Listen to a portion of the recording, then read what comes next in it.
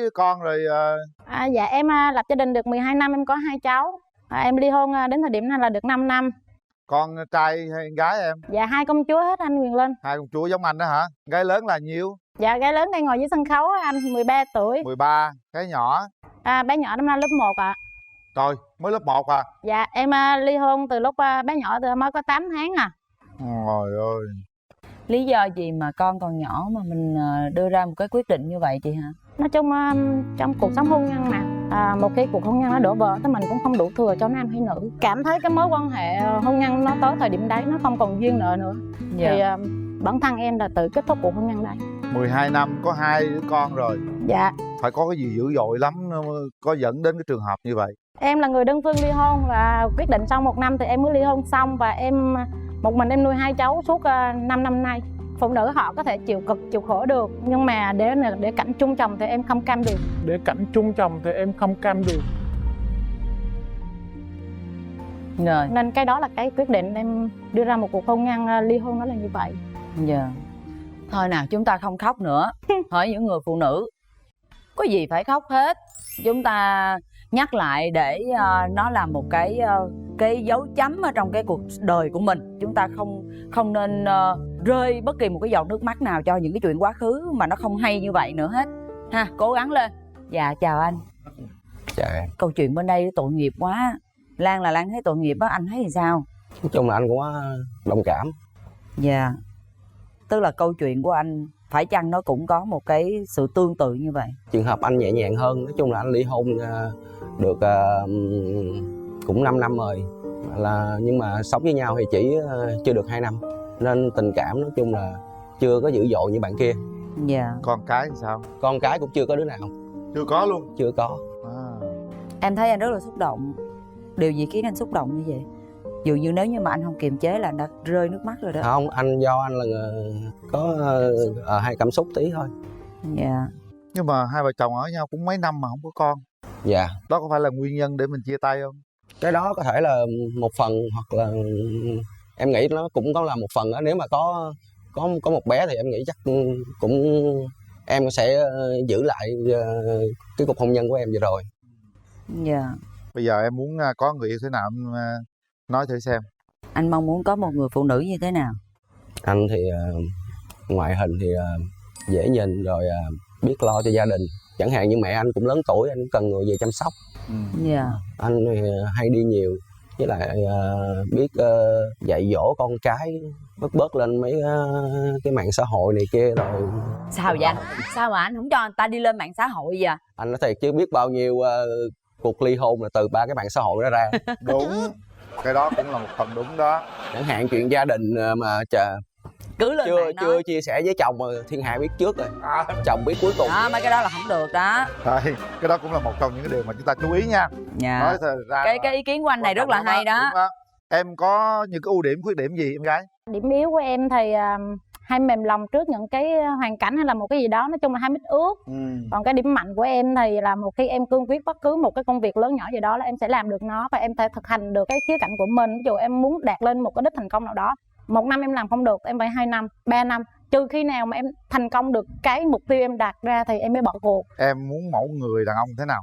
Cái mẫu người em thích đó thì cao một tí, tại vì em cao tới 1m6 mấy lận. Mà nếu mà lùn quá thì nó cũng khó coi. Khó đâu. Đâu khó coi, cũng bình thường. Đối với em thì xấu đẹp không quan trọng. Nói chung là em chỉ cần một người đàn ông biết cái hoàn cảnh của em, thì chấp nhận em thì phải biết lòng bao dung, thương con em và chấp nhận con em như con ruột của mình. Đó là cái điều mà em mong muốn là như vậy. Chúng ta đã chia sẻ, hai bên cũng đã hiểu sơ sơ hoàn cảnh của nhau rồi. Bây giờ mình hỏi người thân. Nhà gái đi với ai nè? Đi với con gái. Wow. Chào con. Con chào cô Ngọc Lan và chú Quyền Linh. Con tên là Nguyễn Lê Như Huyền, năm nay con học lớp 7, con 13 tuổi. Con có muốn mẹ có một người bạn giống như là chú vậy đó, để mà tâm sự chia sẻ rồi đưa mẹ đi chơi cũng như đưa con đi chơi không? Dạ con. Rồi nè, con nhìn chú này nè, con thấy chú này là con thấy là con chịu không? Dạ cũng được, tùy theo mẹ con quyết định. Tùy mẹ con quyết định hả? Con có đặt câu hỏi gì cho chú không? Dạ không. Sao con khóc vậy con? Sao con khóc? Hay là con thương mẹ con, Hay là con nghĩ rằng mẹ con đi lấy chồng hết thương con? Con thương mẹ. Con thương mẹ hả? Sợ lắm, sợ mẹ đi lấy chồng.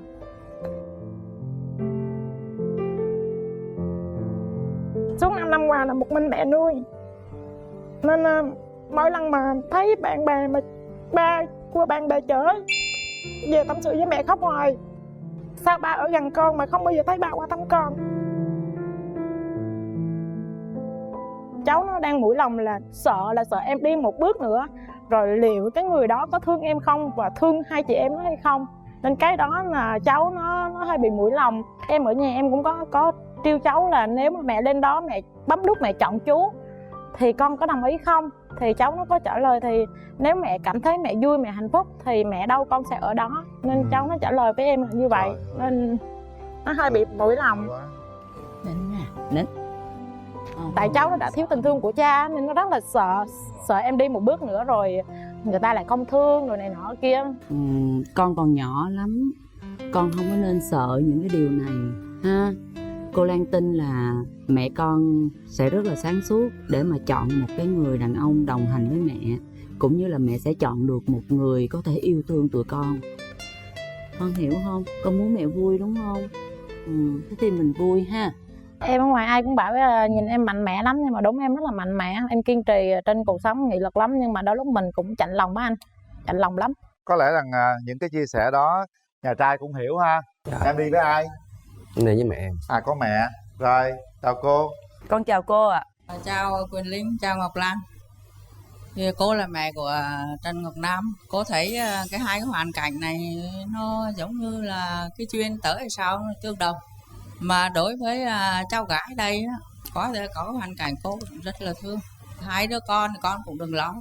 Nếu mà tụi con bấm nút là bác coi hai đứa con này là cháu nồi ruột này. Dạ con không phải là cháu là con của con mà là cháu bà. Dạ. Và con của Trần Ngọc Nam luôn. Dạ. Mình thương nó là nó thương một đứa trẻ con. Mình phải thương cho nó ăn học ở nơi đến trốn và dạy dỗ con đến người. Thì cô thấy con với Trần Ngọc Nam thì là cũng đồng cảm với nhau. Thì tụi con cho nhau một cơ hội. Nếu được thì tụi con tìm hiểu rồi tiến xa hơn. Dạ, con cảm ơn bác ạ. Quá Cảm được ơn luôn. bà. Rồi, thôi Mở ra. câu chuyện còn lại là của Nam đó. Bắt đầu đi Nam. Lần đầu tiên gặp cũng tặng em. Rồi, bó hoa đẹp quá. Rồi Quay hai ra người trước coi. đứng vô coi là có đó cũng hợp tình hợp lý đúng không Tại mọi vì người? em guốc hơi cao thôi. Tại vì mang guốc thôi.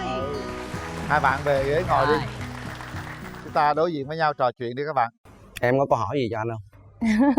Anh thấy em sao? Về cái ngoại hình đồ này kia thì anh nói chung là anh cũng chịu. Dạ. Về bên cái hoàn cảnh của bên gia đình em á, nói chung là anh cũng cảm thông á, nhưng mà cái vấn đề là anh sợ là tại vì anh chưa có kinh nghiệm, con cái cũng chưa có ấy á, mà mấy bé này nó lớn ấy, nhiều khi cái tính của nó anh sợ là anh không lo được cho nó không chăm được cho nó, tại vì mình đâu chưa có con nên mình không biết nó có làm được hay không cái chuyện đó. Anh sợ con bé nó về, ví dụ như là em bước thêm bước nữa sợ ảnh hưởng tới tâm lý của bé nè. Dạ, cái đó là cũng một cái khuyết điểm, nhưng mà con nít bây giờ mà nếu mà mình Thấy bé rất là dễ thương, với lại con sinh thì không bằng con chúa. dưỡng. Quan trọng là tấm lòng của anh là anh thương con, anh chăm sóc cho con, anh cứ xem như con ruột của mình, thì tình thương một ngày nó mỗi lớn thì cháu nó sẽ hiểu. Dạ, anh em chưa từng có con. Chưa từng. Nếu mà lần này mà em bấm nút nữa là anh là một mẹ mà hai nghé luôn đó. Đó, bà nội nói tốt. Nó tốt chứ sao kìa. Thí dụ mà mình có duyên có nợ mà mình lấy nhau về mà tại vì em đã có hai con rồi mà anh thì chưa có, thì tất nhiên là anh có muốn sinh một đứa con không, hay là ví dụ vậy em nói là em lấy anh nhưng mà em không muốn sinh con nữa thì anh có chịu hay không? Cái đó anh cũng đồng ý thôi. Anh nói chung là cũng không có cái quan điểm về ruột hay là không ruột lắm. Tự nhiên em nói con nít thì mình thương nó thì nó thương mình thôi, mà cái anh lo là mình có chăm nó Anh được. này đó, anh không phải lo. Con em nó thấy vậy cho cháu nó rất là dễ chịu, rất là dễ tính. Nói chung là anh thương nó là nó tự khắc nó thương anh thôi. Có bà nội lo. Có bà nội lo. Bà nội nãy giờ là coi như rất là thương cháu luôn á. Dạ, hồi nãy em nghe bác nói cái câu đó thì em cũng rất là vui, cũng rất là mình cảm thấy mình bị ấm lòng á. Đúng. Dạ, em có một cái khuyết điểm, anh có thích phụ nữ xăm mình không? Anh không để ý chuyện đó. Tại công việc của anh nói chung là cũng tiếp xúc nhiều loại người đó. Tại vì trên người em có hình xăm, mà hình xăm trên người em là nó có mang một cái dấu ấn và một cái kỷ niệm. Bây giờ em gái đứng lên nào. Không, bây giờ không có khóc nữa. Khóc đâu. Hai người nhìn thẳng nhau. Nam nó còn nhát, nó còn ngại chút xíu. Bây giờ em nói chuyện người phụ nữ này, em thấy có gì hợp với mình không? Anh muốn nói chung mình tìm hiểu thêm được không em? Thì quan trọng cái lúc này xíu nó như thế nào. Anh thì cũng muốn lập gia đình rồi, nhưng mà bây giờ của anh là anh thấy sợ anh không có. Cái sợ của anh là đang sợ là không lo được cho con em đúng không? Và đang sợ cháu nó đối lập lại đúng không? Đúng rồi. Cái đó là cái theo năm tháng mà có công mài sắt thì có ngày cũng nên kim. Mình thương nó thì có thể là nếu mà để chấp nhận anh ngay và liền thì có thể đó là một cái khó cho cháu, nhưng mà nếu anh dùng với tình thương và lòng chân thành bao dung thì cháu nó sẽ có một cái sự nhìn nhận, vì cháu nó đã tuổi trưởng thành mà. Nói chung là anh muốn bé nó phải thân thuộc với anh chút xíu thì mới thì làm sao mà biết được. Dạ. Cái đó là tùy thuộc vào anh. Dạ. Rồi, ok. Về ghế ngồi đi các bạn.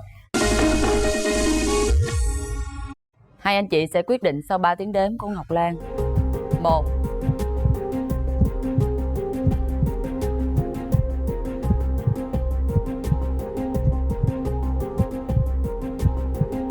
2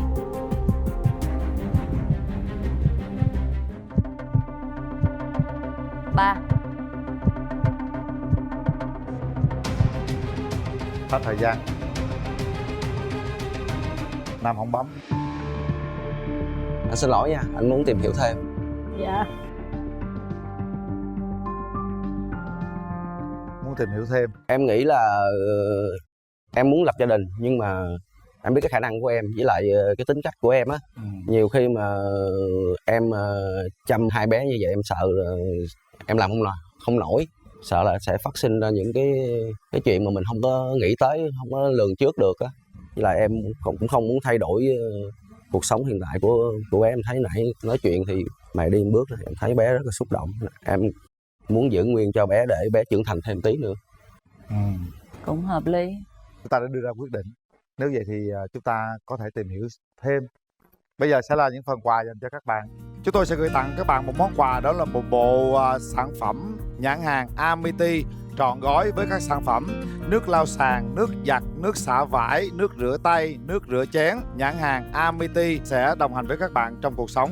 Amity, bạn nhỏ của mọi nhà. Rất tiếc là ngày hôm nay chúng ta không đồng ý hẹn hò với nhau, nhưng đừng lo, chương trình cũng sẽ dành tặng các bạn một phần quà là gói Ruby để trải nghiệm miễn phí nhiều tính năng hấp dẫn của ứng dụng Sweet Couple. Ứng dụng hẹn hò với môi trường an toàn, văn minh và thân thiện sẽ giúp các bạn độc thân tìm được một nửa của mình. Trong ứng dụng này, bạn cũng sẽ được tư vấn bởi ông Mai bà mối duyên dáng nữa nhé. Em cảm ơn anh. Rồi, cảm ơn hai bạn rất bó nhiều. hoa. Cảm ơn anh Nguyệt Linh. Rồi. Chào chị Ngọc Lan. Xuống đi chị cầm xuống nha. Còn còn gì nữa không? Vui. Vui. Quá vui. Bạn không thích người như thế nào? Không thích là những người ta nói năng mà nó khô quá, nó cọc lạch á. Nãy giờ bạn nghe bạn gái bên kia cái giọng có khô không? Hơi khô khô. Hơi khô khô. Xin mời bạn. Mời bạn ngồi. Cà vạt giống áo của mình quá không? Bạn đeo cà vạt màu đỏ là hình như là nay may mắn đó. Bạn tên là gì? Dạ em là Nguyễn Văn Hùng. Nguyễn Văn Hùng. Dạ. Bao nhiêu tuổi? 29 tuổi. 29 tuổi, cao mét mấy? Mét 65. Thấy hơi cao rồi nha. Cân nặng? Nặng 40 mấy ký. Này hơi gầy một chút ha. Thôi, gặp bạn nữ bên kia xem sao. Và bây giờ xin mời bạn nữ của chúng ta.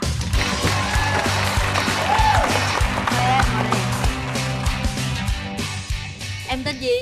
Dạ em tên là Phạm Thị Mỹ Ngọc. Phạm Thị Mỹ Ngọc, năm nay Ngọc bao nhiêu tuổi nè? Dạ năm nay em 25 tuổi. 25 tuổi. Dạ. 25 với 29 là cũng xứng đôi anh Linh nhỉ? Đúng rồi, cũng hợp lắm đó. Hiện giờ là em đang làm gì? Dạ hiện tại em đang làm nhân viên văn phòng tại tổng công ty Hà Nội Telecom chi nhánh Thành phố Hồ Chí Minh. Dạ. Nhân viên văn phòng thì chắc là công ty của bạn cũng có nhiều bạn nam chứ đúng không? Mấy anh nam cho công ty em có gia đình hết rồi. Có gia đình hết rồi. Thiệt là thiệt tình anh thấy không? Rất là dễ thương, rất là duyên dáng. Các bạn trai trong công ty là có gia đình hết rồi. Cho nên hôm nay là đến đây để nhờ nhờ Cát Tường với Quyền Linh đó thì Yên tâm, bên đây hình như chưa có gia đình à, chắc chắn là như vậy rồi. Bạn đang làm nghề gì? Dạ, hiện tại đang làm giám đốc một công ty sửa chữa laptop. Giám đốc công ty nha. Sửa laptop các bạn. Dạ. Lâu chưa? Lâu rồi. Đã bao giờ yêu chưa? Rồi. Yêu rồi. Mấy lần yêu rồi? 2-3 lần. Tại sao lại không thành công? Vì tính chất công việc của em là nó không có định thời gian làm việc. Tức là bạn làm việc bất kể giờ nào cũng có thể làm việc. Thường người ta đi làm á là về có giờ có giấc. Còn mình đi làm nhiều khi không biết là mấy giờ về. Rồi cái này khó kiếm người yêu rồi nha. Có gì giờ giấc lộn xộn á. Vậy còn bạn nữ của chúng ta thì là bây giờ là em đang làm nhân viên văn phòng, thì trước đây em có làm công việc gì nữa không? Dạ trước đây thì em từng là cán bộ đoàn. Vậy là chắc sinh hoạt đoàn đội cũng dữ lắm đây đúng không? Dạ cũng có thâm niên khoảng gần 8-9 năm vậy đó chị. Và bây giờ em hoạch định trong tương lai của mình như thế nào? Hiện tại em có một công việc cũng tương đối ổn định, thì em cũng chỉ muốn tìm một nửa còn lại cho mình. Thì cũng muốn có một ý định là sẽ tiến tới hôn nhân với một người đàn ông chững chạc. Nói chung là mình nghiêm túc để đi tìm một nửa của mình, đúng không rồi, em? Dạ. Vậy thì em mong muốn cái người bạn đời của mình sẽ là người như thế nào? Em cũng không có tiêu chuẩn gì về ngoại hình hết. Thường thì người ta nói là qua cách giao tiếp thì người ta sẽ biết được cái tính cách của nhau, thì mới biết là mình có hợp nhau hay không. Và đặc biệt em rất thích người là chững chạc, và đặc biệt là đàn ông là phải có tính quyết đoán. 29 tuổi thì chị nghĩ cũng là chững chạc rồi đó. Giám đốc mà rất là chững chạc mới làm giám đốc à? Đúng rồi, chắc là cũng phải quyết đoán lắm đây mới quyết định được những cái công việc trong công ty của mình, đúng không nè? Vậy bên đó có yêu cầu gì về bạn nữ của mình không? Chứ bên đây là rất nghiêm túc, muốn tiến tới hôn nhân nha. Nhưng mà bên đó muốn người đàn ông như thế nào? Về ngoại hình chắc chắn là bạn nam phải cao hơn em để bù trừ lại cho em rồi. Ốm thì càng tốt, tròn như em thì cũng không sao. Cái gì vậy? Gì mà ốm thôi mà gì mà bên đây là dư xăng đáp ứng nhu cầu của bạn. Bạn thấy ống hút chưa? Rồi vậy yêu cầu của bạn nam bên đó như thế nào nè? Tìm một người bạn đời là một người độc thân vui tính nè, dễ hòa nhã với một cái cộng đồng để gắn kết mọi người ở gần lại nhau hơn. Trời, bên đây ta sinh hoạt đoàn đội rồi là đương nhiên là người ta sẽ rất là có cái khả năng mà có thể đứng trước đám đông rồi gắn kết mọi người là vậy chuyện tôi hỏi đương thật nhiên. bạn nha, bạn thích người bạn gái của bạn là cao hay ốm hay lùn hay mập? Cao, tóc dài. Có tóc dài. Tương đối cao. Tương đối không thấp. Rồi còn gì nữa không? Vui. Vui. Quá vui. Bạn không thích người như thế nào? Không thích là những người ta nói năng mà nó khô quá, nó cọc lại đó. Nãy giờ bạn nghe bạn gái bên kia cái giọng có khô không? Hơi khô khô. Hơi khô khô. Em ướt chút xíu thôi, em ướt lên đi. Dạ tại bình thường thì em vẫn nói chuyện giao tiếp như vậy với khách hàng trong công ty thôi, cho nên nếu em ướt hơn chắc không được quá. Đúng rồi, người ta làm việc có chừng mực thôi, chứ bây giờ ướt quá nhão quá làm sao? Hồi đó giờ bạn đã trải qua 2-3 mối tình đúng không? Bạn đã hôn chưa? Chưa. Trời, 29 tuổi chưa hôn luôn. 29 tuổi mà chưa hôn. Bạn có trung thực không? Có. Trung thực rồi.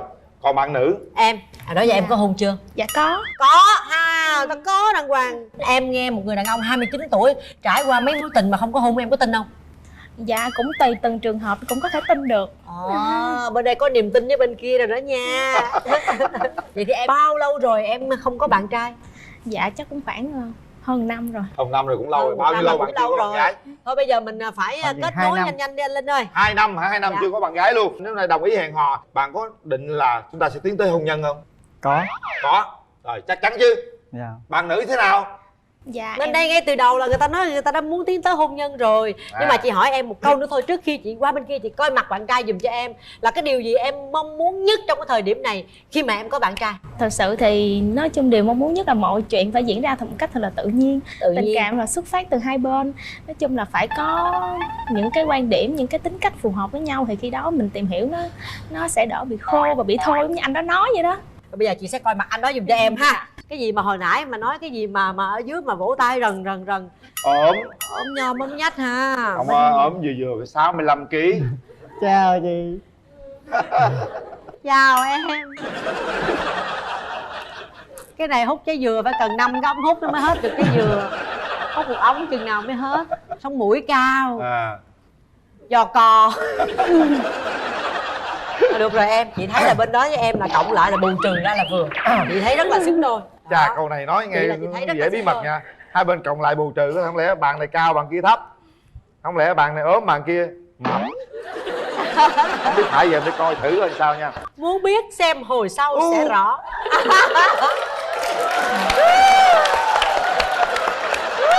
Sao anh xứng đôi không anh? Hơi bị sứng nha. Hấp dẫn à. Bây giờ bạn đang tưởng tượng bạn gái bên kia thế nào? Có thể là gần giống với ý tưởng mình nói rồi. Gần giống à ha.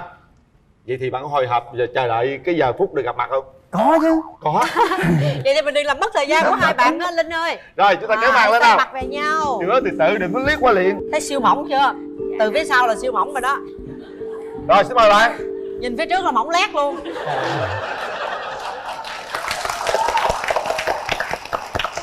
Rồi, riêng Quyền Linh và Cát Tường thấy hai bạn rất là xứng đôi, nhưng mà quyền quyết định vẫn là hai bạn. Bây giờ hai bạn sẽ có 2 phút để tâm tình với nhau, để tìm hiểu với nhau. 2 phút, bắt đầu. Chào Anh bạn. mở lời. Dạ em chào anh. Chắc em đi làm nhiều đúng không? Thì em đã nói là trước đây em từng là cán bộ đoàn rồi, thì nhiên cũng có nhiều cái hoạt động, cũng tham gia rất là nhiều. Những cái hoạt động nó rất là vui, rất là bổ ích cho xã hội. Dạ đúng rồi, tham gia ngày hội tình nguyện về cộng đồng thì rất là nhiều. Thế theo bạn thì có những như vậy thì tại sao mà không tìm được một mối tình mà phải dùng đến chương trình không? Dạ tại vì em nói anh biết đâu thì trong cuộc đời em gặp rất là nhiều cái duyên kỳ ngộ, biết đâu khi đến chương trình em sẽ gặp được cái duyên của mình thì sao? Vậy là em có kỳ vọng khi mà gặp một người đó mà nói chung là hợp một phần với mình thì mình có muốn tiếp không? Dạ thì nếu không kỳ vọng cho em không đến đây rồi. Hết giờ. Trời ơi, lần đầu tiên á anh Linh, em nghe hai bạn mà nói chuyện với nhau không cần MC nhắc nhở. Và bây giờ thì cái thời khắc quan trọng nhất đã đến. Anh Quyền Linh sẽ đếm từ 1 đến 3. Các bạn hãy đặt tay của mình ra phía sau ghế. Nếu đồng ý các bạn sẽ nhấn nút. đồng ý các bạn nhấn nút. Không đồng ý khỏi nhấn nút. 1 2 3.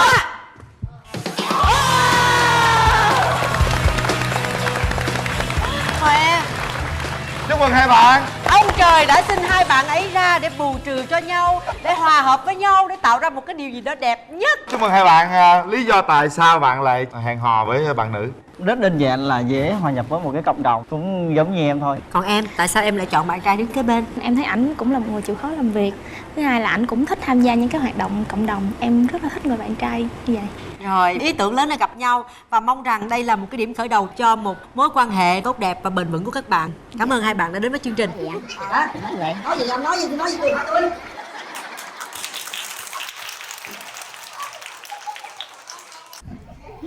Thế em hỏi trước đi em, mình lấn sân đi. Công việc của anh sao anh? Nói chung là công việc anh giờ cũng ổn định. Anh làm ở đâu rồi? Làm quận 5. Em làm ở Tân Phú. Tân Phú. Ủa, Tân Phú đường nào? Dạ đường Trương Minh Ký. Không biết. Thôi tiếp trời ơi, duyên quá, mặt đỏ hết trơn rồi kìa. Cười hoài, đưa cái hàm răng ra hoài. Đẹp quá, duyên dáng quá. Em chào. Chị chào em tên gì? Em tên Minh Phương chị. Minh Phương. Phương năm nay bao nhiêu tuổi? Dạ năm nay em 28 tuổi, đang làm kế toán cho một công ty tư nhân. Rất là duyên dáng, chị rất là ấn tượng với phong cách của em ngày hôm nay đến với chương trình. Rồi chúng ta sẽ gặp gỡ chàng trai đầu tiên trong ngày hôm nay. Xin mời.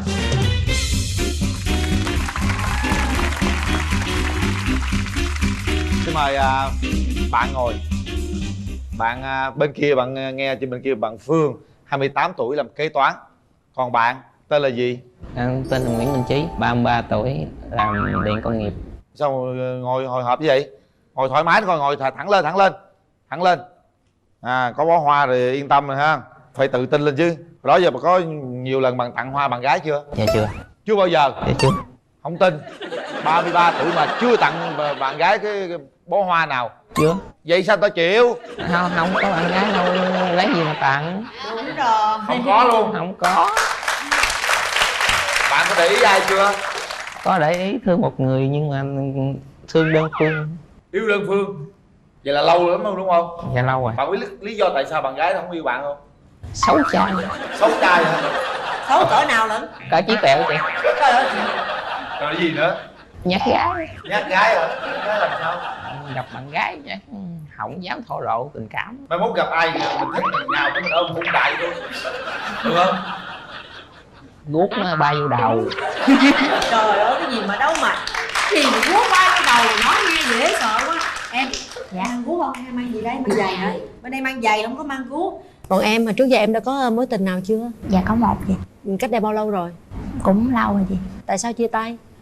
Nói chung không hợp nhau nữa. Vậy suốt từ lúc mà chia tay với người bạn trai đến giờ là em không có gặp một đối tượng nào hết hả? Dạ thì ở trong công ty có, nhưng mà cái anh đó thương em nhưng mà em không có thương. Tại sao? Lúc đó em cần thương người cũ.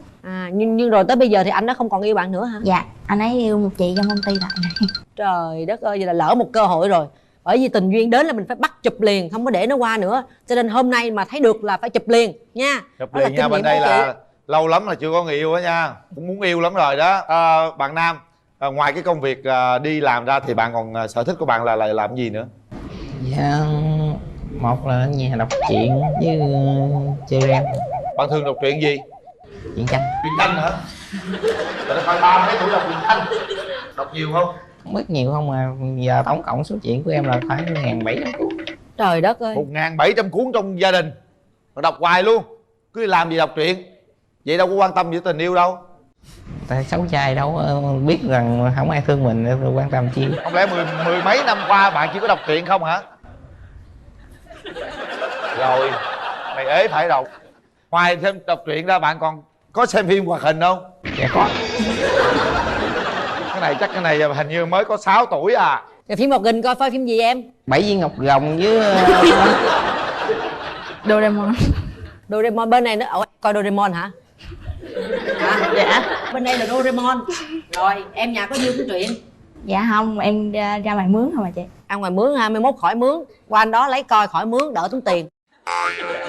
Theo em nghĩ mẫu người như thế nào thì sẽ phù hợp với em? Thẳng thắn, hòa đồng, vui vẻ. Còn về ngoại hình? Nhìn cũng tương đối giống như anh Quyền Linh là được rồi. Trời ơi, tương đối mà như anh Quyền Linh là được. Anh Quyền Linh chị cũng thích đó em à. Cảm ơn bạn nha bạn. Em nè, cái điểm gì mà em nghĩ là nếu em dắt người bạn trai em về mà gia đình em không đồng ý? Không có thích là không có uống rượu, không có hút thuốc, không thích làm biếng. Trời ơi, không thích uống rượu, không thích hút thuốc, mà đặc biệt là không thích làm biếng. Bạn sao? Uống rượu không?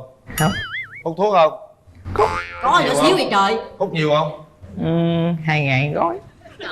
Có làm biếng không? Dạ không. Nếu như bạn kia đề nghị bạn bỏ không? Nếu như bạn kia là gì của mình đề nghị mình bỏ. Là gì của mình mới bỏ, còn không là gì khuyên không bỏ. Mẫu người lý tưởng của bạn là như thế nào? Mẫu người lý tưởng thì hổng mập cũng không ốm, cao 1m6. 1m6.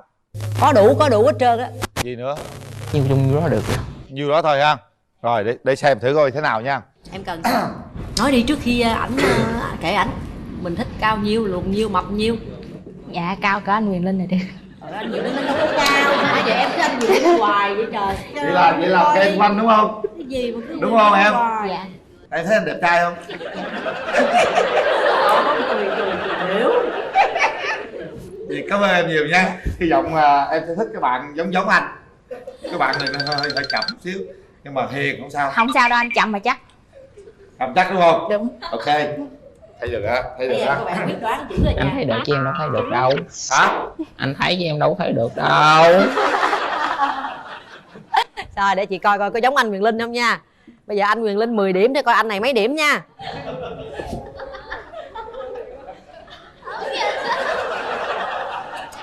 Trời ơi, tôi chưa thấy cái mặt mà tôi không chịu rồi đó. Tôi đề nghị về cắt ngắn cái ngón tay út. Đưa ngón tay út ra cho người ta coi cái gì mà để nhầy ngoằn vậy, để dài vậy làm cái gì? Để ngón tay làm gì vậy?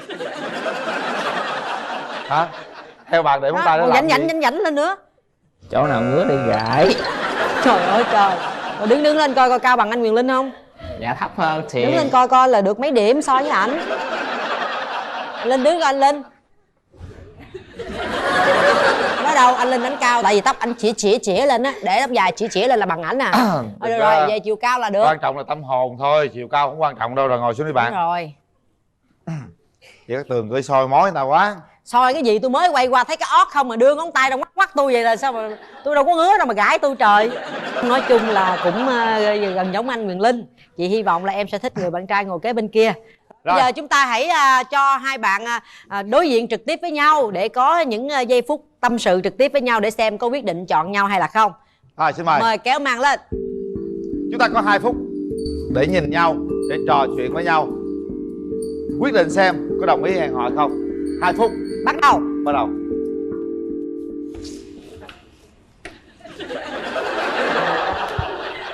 Giấu cái ngón tay vô, giấu cái ngón tay vô. Lấy bông mà cũng chậm nữa. Cái gì vậy trời, lấy bông hết 1 phút rồi đó. Bữa nay ngày gặp mặt thì mình sẵn sàng có con này mà. Cảm ơn anh nha.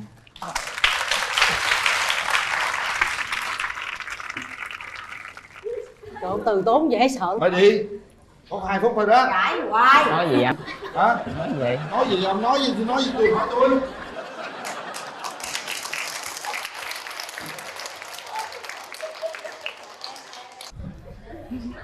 Thôi em hỏi trước đi em. Mình lấn sân đi. Công việc của anh sao anh? Nói chung là công việc anh giờ cũng ổn định. Anh làm ở đâu rồi? Anh làm quận 5. Em làm Tân Phú. Tân Phú. Ủa, Tân Phú đường nào vậy? Dạ đường Trương Bỉnh Ký anh. Không biết.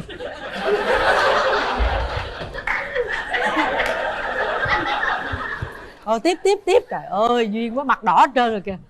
Cười hoài, đưa cái hàm răng ra hoài. Cho ông 2 tiếng luôn á. Làm gì làm đi. Nó hết được rồi.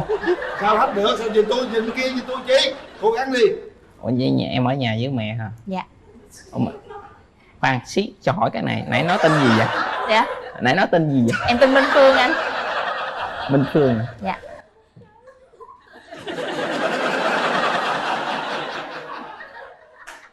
Thôi, mệt quá. Hết giờ rồi ông à. Khổ ông ghê vậy đó. Để tới sáng không vậy Tới sáng ông ngộn cái vậy hoài à. Bà có 3 tiếng đếm để quyết định. Trời ơi là trời. Vậy sao có người yêu? Sau 3 tiếng đếm, đồng ý nhấn nút liền. Suy nghĩ kỹ nha. Đồng ý thì bấm nút, không đồng ý thì không cần bấm. Tiếp tục về đọc truyện, coi phim hoạt hình.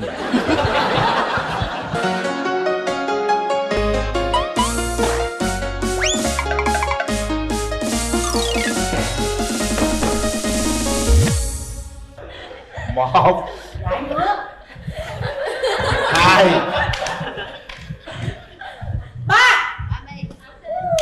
Hết thời gian.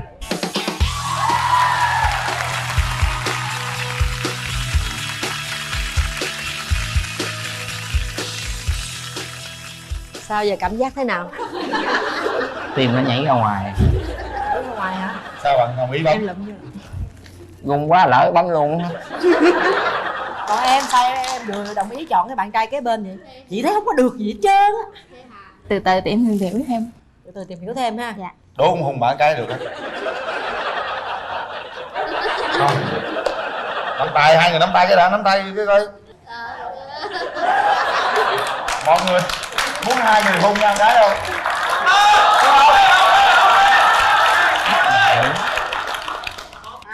Dám làm. Dám làm không? Không đi. Có điều kiện. Thôi anh ơi, anh nói không có lại người ta đâu ha. Thôi được rồi, nói không có lại đâu. Dạ, cảm ơn. Nhiều khi tính ra anh này là cũng chung thủy đó chứ, cũng cố gắng. 3 năm mà đàn ông tụi tôi chung thủy lắm. Đeo chỉ có qua Zalo mà tụi yêu nhau vậy luôn á. Chỉ có phụ nữ làm khổ đàn ông thôi. Trời ơi trời. Cái gì vậy trời? Chứ còn gì nữa. Thôi chào em gái. Anh chào anh Quyền Linh ạ. Thấy thương anh này không? Thấy không? Nhẹ dạ không? Mới qua Zalo mà yêu 3 năm không thấy. Anh trung tình nhiều khi ông đó, ông Zalo mới được 3 năm chứ mà gặp một cái là nghỉ 3 ngày. 3 ngày. Trời ơi, mai mốt em phải có người yêu xong em mở lại cái Zalo đó. Em kết nối, em cho gặp người yêu mới của em. Cho ta biết mặt. Trời ơi, tính chứ mà nhỏ nhen trả thù dễ sợ luôn á. Trả thù, yêu 3 năm không cho người ta gặp ngoài đời, tức xong tức. Mà tức ha. Ừ. Không nghĩ sao kỳ vậy trời. Cô đó chắc cổ có chồng hay cũng kiếm thêm. Thôi đừng nghĩ thì mày chứ ai đâu kỳ lạ vậy. Cách nhau có 7 cây số hả? Vậy mà gặp anh phải tìm mọi cách anh tới cho bằng được nhà luôn để coi cậu có chồng chưa hay là. Đúng rồi, sao em không canh nè? Canh tới. Nhưng mà bạn ấy chỉ nhắn tin gọi điện thôi chứ bạn ấy cứ em có gọi điện thì bạn ấy bận bỏ là lý do là kia là không có nhà hay là bạn ấy đi làm hay là kia. 3 năm trời. Ừ. Coi chừng là người máy đó. Người máy còn đỡ, gặp người ma. Ghê đó. Ngồi đi em trai. Xin mời nhà gái. Chào cô gái, mời em ngồi. Mời nhà trai giới thiệu về mình. Dạ. Em xin chào anh Quyền Linh ạ. Rồi em. Em chào chị Ngọc Anh ạ. Dạ. Em chào nhà gái ạ. Em chào tất cả quý vị khán giả. Em tự giới thiệu, em tên là Nguyễn Tiến Cường, em 35 tuổi ạ. Em quê ở Thái Bình. Hiện tại thì em đang làm nhân viên văn phòng ở Hải Phòng ạ. Em quê Thái Bình. Dạ. Nhưng mà làm ở Hải Phòng. Dạ. À. Vâng. Em có bao giờ mà vào thành phố Hồ Chí Minh chưa? Dạ, em cũng vào một lần rồi ạ. À, em bay từ Hải Phòng vào đây luôn đó hả? Dạ vâng ạ. Rồi, mời nhà gái. Mời nhà gái giới thiệu cho mình. Vâng ạ, em xin chào anh Quyền Linh, chị Ngọc Lan và toàn thể khán giả của chương trình Bạn Muốn Hẹn Hò ạ. Chào em. Em tên là Yến, em 28 tuổi, em đến từ Hà Nội. Và hiện tại thì em đang làm chủ một trung tâm giáo dục cho bé từ 0 đến 6 tuổi. Về các bạn bị chậm nói thì em phát triển ngôn ngữ cho các bạn ạ. Để các bạn ấy phát triển đúng tuổi ạ. Hay quá. Em bay từ Hà Nội vào á? Vâng ạ, em bay từ Hà Nội vào Sài Gòn ạ. Một người đến từ thành phố Hoa Phượng Đỏ, một người đến từ thủ đô Hà Nội. Các bạn ở cũng rất gần nhau nhưng không gặp nhau, lại đến một cái nơi rất là xa để gặp nhau. Đó là cái duyên đó ha. Rồi bây giờ Cường nói cho nhà gái biết những ưu điểm khuyết điểm của mình đi Cường. Dạ, cái khuyết điểm của em thì là hơi tự ti bản thân tí. Vâng, còn ưu điểm của em thì là vui vẻ hòa đồng. Em thì thích nấu ăn, cũng thích đi du lịch và em cũng tham gia một câu lạc bộ thiện nguyện. Vâng. Vậy thì cũng hợp với cô gái bên kia ha. Dạ. Ở công ty em thì em được mệnh danh là thánh trộn đấy ạ. Thánh gì? Thánh trộn. Là sao? Có nghĩa là em rất thích nấu ăn ấy, thì ở công ty thì mọi người cũng thỉnh thoảng là ăn món ăn trộn của em ấy. Ví dụ là su hào trộn hay là đu đủ trộn hay là sung trộn hay là cà trộn ấy, thì mọi người rất thích ăn. Lâu đâu mọi người mà không được ăn thì mọi người lại nhắc tới là sao Cường ơi, sao hôm nay lại không có gì để trộn à? Thế hôm sau em lại trộn cho mọi người ăn. Mình phải cảm thấy thích đi. Thích làm điều gì cho người khác hạnh phúc đúng không? Dạ vâng ạ. Vậy là hay rồi. Vậy là em một người đàn ông nấu ăn giỏi đó. Dạ vâng, có em không biết. Vậy là khỏe rồi nha cô gái. Nếu mà về nhà không nấu ăn để bên nhà trai tôi nấu nha. Vâng. Nhưng mà đó là ưu điểm thôi, còn khuyết điểm là có cái gì không? Dạ, khuyết điểm em nói rồi ạ. Nhút em thì đó. hay tự ti bản thân tí. Để nói không nghe. Dạ. Mời nhà gái. Dạ, ưu điểm của em thì em khá là vui vẻ, hòa đồng với mọi người. Và em là người mê công việc nên là em có thể làm việc từ 6 giờ sáng đến 11 giờ khuya với công việc mà em đam mê, về việc là dạy các em bé nhỏ ấy. Các bạn rất là đáng yêu. Thế nên là em rất là mê công việc. Và cái khuyết điểm của em thì là cũng ít khi vào bếp núc ấy. Nhưng mà em vào thì em sẽ nấu những cái món đơn giản như các cái món luộc ấy thì để cho nhanh thôi. Món khác khó hơn thì em vẫn nấu được nhưng em ít nấu vì bị mất thời gian. Không lo. Bên đây luộc, bên kia trộn, đủ rồi. Khi mà em bị stress thì em hay cáu nên là em sẽ không có tiếp xúc nhiều với mọi người, để em thu vào một chỗ ngồi để suy nghĩ trong 1-2 ngày ấy. Chứ nếu mà tiếp xúc mọi người em sợ là bị ảnh hưởng cái năng lượng tiêu cực. Vậy bởi vì bình thường cái năng lượng của em nó cũng rất là kiểu mạnh mẽ, hay là truyền năng lượng và truyền động lực cho mọi người, nên là khi bị stress thì cũng sẽ gây ảnh hưởng xấu. Thế nên là em ngại tiếp xúc với mọi người những lúc mình bị stress. Cái vấn đề đó nó sẽ rất là nguy hiểm nếu như mà trong cái công việc của mình. Thì chị không biết là em có tách ra được cái công việc của mình với lại cái stress vì cái cuộc sống của mình hay không? Tại vì công việc của em rõ ràng là rất là dễ bị stress. Đúng là như vậy, bởi vì công việc của em là những cái stress đấy là do người khác mang lại cho em, là từ chính các phụ huynh. Bởi vì em hiểu họ ấy, là họ có con bị chậm nói, họ rất là sốt ruột để con mình có thể nhanh tiến bộ. Thế nhưng mà họ không hiểu được là những cái nguyên tắc về não bộ cũng như phát triển ngôn ngữ ấy, là con trẻ nó phải có nhận thức trước. Con nó phải biết đâu là bố, đâu là mẹ, đâu là cái bàn cái ghế trước khi nó biết nói ra. Còn nếu mà con mà cứ nói ra luôn thì đấy là vẹt thôi, chứ cũng con chưa hiểu là cái gì cái ghế là để ngồi, cái bàn là để đồ. Thế nên là những cái stress của em là cũng đến từ công việc, nhưng bởi vì là em rất là yêu công việc này nên là 7 năm nay em cũng làm trong cái lĩnh vực phát triển ngôn ngữ này. Cho nên em mới chọn cách là ngồi vào một góc. Em ngồi một góc, và cái nguyên tắc của em trong nghề nghiệp là có những stress như vậy mình ngồi mình suy nghĩ để mình tìm cái hướng giải quyết, chứ mình không có được xả ra người khác, tức là gây tổn thương cho họ. Nhà gái là một cô gái rất là kiên nhẫn luôn á. Thành ra có nghe cãi nhau thì cũng đừng lo. Thôi, em gái cho tôi biết chút xíu về đường tình duyên nào. Em thì trước đây cũng đã từng yêu 3 người rồi. Mẫu người mà em chọn thì em thấy cũng bị na ná giống nhau, là cũng khá là chín chắn. Thế nhưng mà không đến được với nhau và đi với nhau trên con đường dài thì em tự nhận thấy là cũng là phần lỗi của mình, là em khi đấy em còn trẻ, em chưa cảm thấy là em quan tâm người ta được đủ sâu. Nhưng bây giờ cái độ trưởng thành hơn thì em thấy là khi yêu là mình cần phải dành thời gian cho người ta nhiều hơn, quan tâm người ta nhiều hơn, phải biết cho đi trước khi mình nhận lại. Nhưng ngày trước thì các anh, ba người yêu ấy cũng đều rất là quan tâm nhưng mà không có được em đền đáp lại tình cảm ấy. Thì bây giờ khi mà đến trưởng thành rồi em mới nhận thấy là cũng là do mình. Đấy, nên bây giờ mình cần phải thay đổi bản thân thì tình yêu mới tới và mới lâu bền, mới bền Đúng chặt. rồi. Trời, vậy bây giờ ai mà yêu cổ là sướng luôn á nha. Cô đã nhận ra điều đó đúng không? Em thay đổi khi mà em bước qua độ tuổi 27, khi mà đợt dịch Covid xảy ra ấy, thì là em sống chậm lại hơn. Thay vì trước là cứ quay cuồng với công việc thì bây giờ mình ngồi mình suy nghĩ là trước đây nhiều người yêu mình nhiều đến mức như thế mà tại sao mình không đền đáp tình cảm người ta. Nên là bây giờ mình phải thay đổi bản thân mình. Đúng rồi, hợp lý quá. Đó, nhà trai nghe vậy là an tâm rồi ha. Dạ vâng ạ. Rồi Em, tình trường nhà trai như thế nào nè? Dạ vâng, em thì cũng trải qua được 3 mối tình, nhưng chính thức thì 2 mối tình đấy thì em cũng yêu, cũng là em quan điểm của em đấy là yêu hết mình, yêu cháy bỏng, yêu làm sao để cho cái người yêu của mình ấy được hạnh phúc.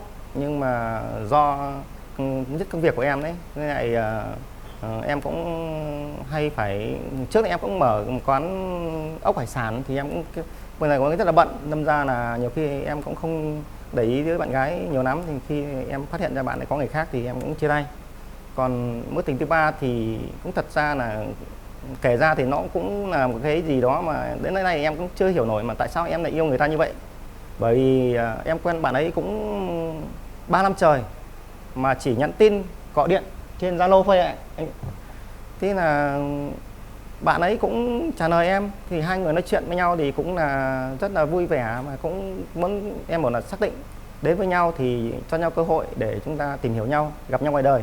Nhưng bạn ấy cứ khất tần thiết mòn, là tuy nhà bạn ấy nhà với anh em cách nhau có hơn 7 cây số thôi, rất là đi lại nó không có gọi là khó khăn gì cả, nhưng bạn ấy cứ khất tần thiết mòn là nào lý do là dịch bệnh, nào lý do là công việc nọ công việc kia. Thì em bảo là nếu như em mà yêu anh thì em hãy cho nhau cơ hội để gặp nhau, chứ cứ quen biết này nói chuyện qua mạng thì nó cũng không đi đến đâu cả. Thế thì em cho bạn cơ hội trong vòng 1 tháng thì bạn ấy không làm được điều đó thì em cũng nói là chia tay. Và khi đó thì em cũng mải công việc nên là cũng chưa lo đến mà gia em cũng đình. nhẹ dạ quá. Quen nhau trên Zalo 3 năm trời, gặp mặt mà em yêu người ta dữ dội vậy đó. Thì tính em là cũng muốn là tìm được ai đó mà gần một chút ấy, để mình lấy với nhau thì mình có đi lại, gia đình đi lại nó thuận tiện hơn. Gia đình ai cũng có công việc mà. Coi Zalo có thấy mặt cổ không? Có hả? Dạ. Thấy mặt Zalo mà không cho gặp mặt ngoài đời. Dạ vâng, thế nhiều khi tính ra anh này là cũng chung thủy đó chứ, cũng cố gắng lắm 3 năm mà đàn ông tụi tôi chung thủy lắm. Đeo chỉ có qua Zalo mà tôi yêu nhau vậy luôn á. Chỉ có phụ nữ làm khổ đàn ông thôi. Trời ơi trời, cái gì vậy trời, chứ còn gì nữa. Ôi chào em gái. Dạ, em chào anh Quyền Linh ạ. Thấy thương anh này không? Thấy không? Em... Nhẹ dạ không? Mới có qua Zalo mà yêu 3 năm không thấy. Anh trung ông tình nhiều quá. khi ông đó ông Zalo mới được 3 năm chứ mà gặp một cái là nghỉ 3 ngày. 3 ngày. Trời ơi, mai mốt em phải có người yêu xong em mở lại cái Zalo đó, em kết nối, em cho gặp người yêu mới của em cho ta biết mặt. Trời ơi, tính chứ mà nhỏ nhen trả thù dễ sợ luôn á. Trả thù, yêu 3 năm không cho người ta gặp ngoài đời, tức xong tức. Mà tức ha. Ừ. Không nghĩ sao kỳ vậy trời. Cô đó chắc cổ có chồng hay cổ muốn kiếm thêm. Thôi đừng nghĩ rồi mày nhiều. Chứ ai đâu kỳ lạ vậy. Cách nhau có 7 cây số hả? Dạ vâng. Vậy mà gặp anh phải tìm mọi cách anh tới cho bằng được nhà luôn, để coi cổ có chồng chưa hay là. Đúng rồi, sao em không canh nè? Canh tới. Nhưng mà bạn ấy chỉ nhắn tin gọi điện thôi, chứ bạn ấy cứ em có gọi điện thì bạn ấy vậy bận, bảo là lý do là nơi kia này không có nhà, hay là bạn ấy đi làm hay là kia. 3 năm trời. Ừ. Coi chừng là người máy đó. Người máy còn đỡ, gặp người ma. Ghê lắm. Chị ạ. Tâm linh à. Có hùng nhau qua màn ảnh không? Dạ chưa. Nhưng mà có gọi FaceTime không? Có gọi thấy hình không? Có thấy hình mà. Có gọi thấy hình hả? Mà không có hung qua màn ảnh luôn mà vẫn yêu người ta. Mà em yêu cái điểm gì đó em nói chị nghe coi. Thì người ta nói chuyện cũng vui vẻ, hòa đồng, cũng nói chung là cũng biết quan tâm chăm sóc, thỉnh thoảng gọi điện anh ăn cơm chưa, anh ngủ chưa, vậy hôm nay anh có mệt không. Vậy thôi mà yêu đắm yêu đuối. Tức là người ta cũng có một cái tình cảm gì với mình thì người ta mới quan tâm như vậy. Thôi nói chung là mấy người phụ nữ, mấy người hại đàn ông tôi quá. Đàn ông tôi nhẹ dạ mà cái vụ dỗ đàn ông thì không. Anh vơ đũa cả nắm quá, có vẻ đâu cô gái nào cũng như cô gái đấy đâu. Tội nghiệp. Đàn ông cái đó người mái, tôi nói cái đó người mái. Đàn ông chúng tôi nhẹ dạ cả tin lắm. Bị phụ nữ dù hoài. Khổ gì đó. Nhiều khi phây tham rồi có áp rồi. Có khi có áp rồi. Đúng rồi. Dám gặp ngoài. Có khi có áp rồi gặp ngoài ngại. Vậy là áp hại các anh con trai chứ không phải là phụ nữ chúng tôi đâu. Xài tới áp chảo luôn á. Thành ra là nó không muốn gặp ở ngoài. Thôi vậy cũng hiểu lý do rồi ha. Đó vậy đi cho để nhẹ đầu đi. Giờ mình nói về tương lai đi, nói về người mới đi. Đúng rồi. Em muốn tìm một nửa yêu thương của mình như thế nào? Em thì muốn tìm một người cao trên 1m7 và ngoại hình thì mập xíu, vì em cũng mập cho tương xứng. Không, cũng dày bên đây cũng được. Đừng có dùng chữ mập, em là múp míp dễ thương. Chưa đến mức mập ha. Vâng, em cảm ơn anh. Rồi cũng được. Em nói gì chị tức ghê, em mập làm sao bằng chị? Mặt cũng tròn tròn phúc hậu anh. Được. Giọng nói thì trầm ấm. Nãy giờ em nghe rồi đó. Được không? Nghe cái giọng vậy thấy được không? Muốn trầm hơn nữa không? Và chín chắn ấy. Quan trọng là chín chắn và là một người đàn ông hướng về gia đình, yêu trẻ con ấy. Em làm về giáo dục nên là em thấy rất là tầm quan trọng của giáo dục gia đình ấy, nên em tìm một chín người. chắn thì chị không biết nha, tại vì yêu mà 3 năm yêu đồ không có gặp là chị không biết có chín chắn hay không à. Nhẹ dạ cả tin. Thôi được rồi. Nãy những gì yêu cầu nhà gái đó em thấy đáp ứng được nhiêu phần trăm em gái? Thấy đáp ứng được. Nói chung là em không tự hào đáp ứng bao nhiêu phần trăm, nhưng mà em sẽ cố gắng làm hết khả năng của mình. Cái gì mà mình còn thiếu rồi mình đắp vô. Dạ vâng. Bây giờ còn em sao? Dạ. Em muốn có người yêu làm sao? Em thì muốn người yêu của em thì thứ nhất là biết quan tâm em, quan tâm gia đình em và chăm lo gia đình. Sao? Đấy. Bên đây dư đặc sức biệt luôn. là phải gặp mặt đúng không? Dạ vâng. Còn quan trọng nhất là nhất định là không có xài áp nói luôn. thì nói, nhưng mà mình cứ phải thực tế. Thực tế. Đó. Hồi mở rào cho gặp chứ không phải gặp qua màn ảnh nữa. Đúng. Dạ vâng. Đó, trước khi mở rào hỏi. Nhiều người cũng nói tôi bữa nào cho gặp Ngọc Lan ngoài đời đi, để coi giống trên màn hình hay không. Màn hình dễ thương xinh quá. Nhiều khi mấy ông camera này cũng dùng app đó. Ủa mọi người nhìn Ngọc Lan ngoài đời này mọi người dễ thương đúng không mọi người? Đó thấy chưa? Đúng rồi đó. Ủa chưa thấy rồi lại. Ngồi im ru à, tức ghê vậy. Rồi em gái đi ra em gái. Dạ em đi cùng bạn em ạ. Bạn Hà Nội rồi. vào ạ. Đại diện nhà gái cho xin ý kiến coi. Nay Ngọc Lan đẹp thiệt, xinh đẹp giống truyền hình hay không, hay là ảo thôi? Em chào anh Quyền Linh, chào Ngọc Lan và chào khán giả trong trường quay. Dạ chào nhà gái. Thì chị là bạn của Yến. Dạ. Thì chị thấy như này là Yến thì dành hết thời gian cho công việc rồi. Vâng. Giai Bắc mình thì thường hay đòi hỏi người nữ là việc nội trợ nhiều quá. Mà Yến thì chắc là không có thời gian dành cho công việc gia đình nhiều. Chắc là chỉ có ngày cuối tuần thôi.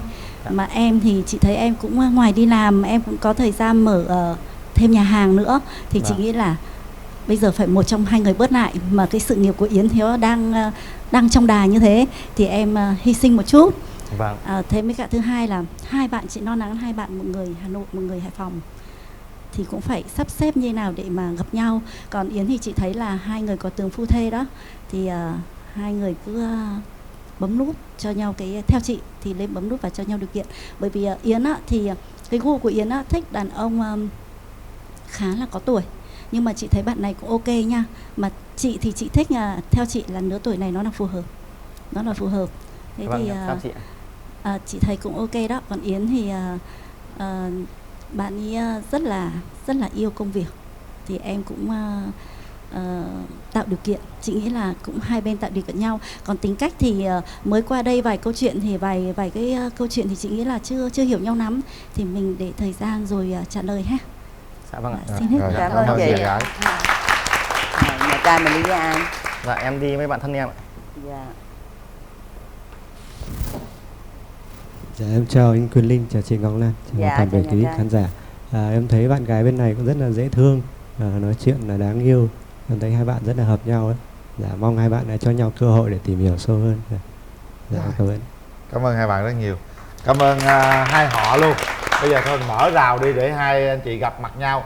Không có qua Zalo, không có qua áp chảo gì nữa chân á. Nào, Mở ra.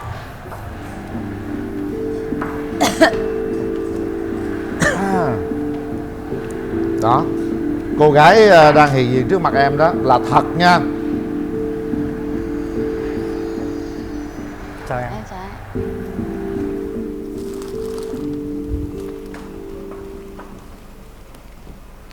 Đến với chương trình anh có món quà tặng em. Em cảm ơn anh ạ. Đối với chương trình Bạn Muốn Hẹn Hò thì em cũng có món quà là một cuốn sách tặng anh để anh có thể thấu hiểu thêm về tâm lý của phụ nữ, thì cũng dễ hơn cho việc là sau này em với anh trò chuyện thì thấu hiểu tâm lý thì cũng là một cách để kết nối với nhau được sâu hơn. Rồi, anh cảm ơn em. Rồi, về vị trí ngồi đi các bạn. Đó. Bây giờ trò chuyện qua cái hàng rào tình yêu rồi. Bây giờ mình gặp mặt thật sự luôn rồi đó. Cảm nhận đi em trai. Em thấy cô gái sao nè? Xong em cảm nhận bạn gái cũng xinh xắn, nhưng mà nhìn bề ngoài thì cũng được, hiền lành, cũng có tướng phu thê với mình. Em cảm nhận thế nào về anh? Em thấy hình dung thì cũng gần giống mẫu hình mà em đang tìm, là một người đàn ông cao hơn em tầm khoảng hơn 1m7 và cũng mặt tròn tròn phúc hậu. Anh thì cao 1m73. Như em nhìn anh có mặt có giống như thế không? Giống ý em nói là mặt phúc hậu như thế. Thì em cũng đang cảm nhận thì cũng thấy gần giống ạ, cũng mặt cũng tròn tròn như em. Cảm ơn em. Quan điểm của em như thế nào về hôn nhân? Quan điểm hôn nhân là hai người ấy, là giống như trồng một cái cây thì hai người cần phải vun đắp chứ không để là từ một phía được ấy. Và quan điểm của em về việc là hôn nhân thì cần phải là quan tâm lẫn nhau, thấu hiểu tâm lý của nhau, phù hợp về quan điểm cũng như cái lối sống. Em thì làm về giáo dục nên em rất là quan tâm việc là nuôi dạy con cái, nên là em cần người đàn ông phải thấu hiểu để cùng nhau nuôi dạy con cái thật là tốt trong cái giai đoạn là 0 đến 6 tuổi. Để bởi vì là cái giai đoạn đầu đời này là cái dấu mốc để phát triển em bé cũng như là phát triển về nhân cách ấy, là cái nôi để nuôi dưỡng tâm hồn em bé. Thế nên là em cần tìm một người đàn ông là như vậy, thấu hiểu để... Nếu mà anh không đạt được đó thì đã có em rồi, nói gì, đúng không? Không, vẫn là nuôi con để hai người đấy anh ạ. Có nghĩa là đôi khi là anh có thể là chưa được nạp như ý em muốn, nhưng mà có em rồi thì chúng ta cùng nhau giúp cho con cái mình nó sẽ tốt đẹp hơn. Em sẽ đào tạo cho anh. Quan trọng trọng là phải cùng nhìn về một hướng, chứ còn nếu mà nuôi dạy con mà cứ chống đánh xuôi kèn thổi ngược là con nó sẽ phát triển không có toàn diện ấy. Nó sẽ cứ ai chiều nó sẽ nghe theo. Thế nên là phải hiểu và cùng làm theo về một hướng, chứ không có một người này dạy một kiểu, người kia dạy một kiểu. Anh thấy cái khó của hai bạn hồi nãy giống như chị nói đó. Tức là bạn kia rất là yêu nghề và gần như bạn không có thời gian. Mà hiện nay hai bạn đang ở xa nhau, cách nhau hàng trăm km đó, thì giải quyết chuyện đó thế nào, hẹn hò thế nào, hai bạn thử bàn với nhau coi. Em thì có được nghỉ ngày nào? Em thì sống ở Hà Nội, em có trung tâm riêng thì cũng có các bạn nhân viên làm thì em chỉ quản lý thôi. Nhưng mà thường là cứ em nghỉ ngày nào thì em tự chọn thôi. Nhưng mà thường là đầu tuần em sẽ bận rộn hơn, còn cuối tuần em rảnh hơn. Em cứ bàn giao công việc với các bạn thì em chỉ quản lý chung thôi. Em có gì muốn hỏi anh không? Nhà anh thì có bao nhiêu anh chị em nhỉ? Nhà anh thì có 3 chị em. 2 chị cũng đều lấy chồng, có cháu hết rồi. Có mình anh thôi. Anh thì đang sống ở huyện nào nhỉ? Anh thì gốc của anh thì ở Thái Bình, nhưng mà anh thì đang sống ở Kiến An, Hải Phòng. Anh làm công việc hiện tại là anh đang bán đồ, như em thấy em hiểu là bán đồ nhậu đúng không? Bán đồ nhậu thì anh mới tạm dừng nghỉ vì đợt vừa rồi là anh cũng có nhiều việc ấy. Mới lại anh cũng mới làm mới xin công việc mới, nên ra là cũng chưa có người để cùng nhau làm ấy. Thì anh cũng tạm thời là nghỉ cái đó, vì trước anh cũng làm ở trên Hà Nội và xong cũng bị cái dịch Covid, xong là nó kia thì nhà hàng nó không hoạt động tốt ấy, thì là anh cũng tạm thời mới nghỉ.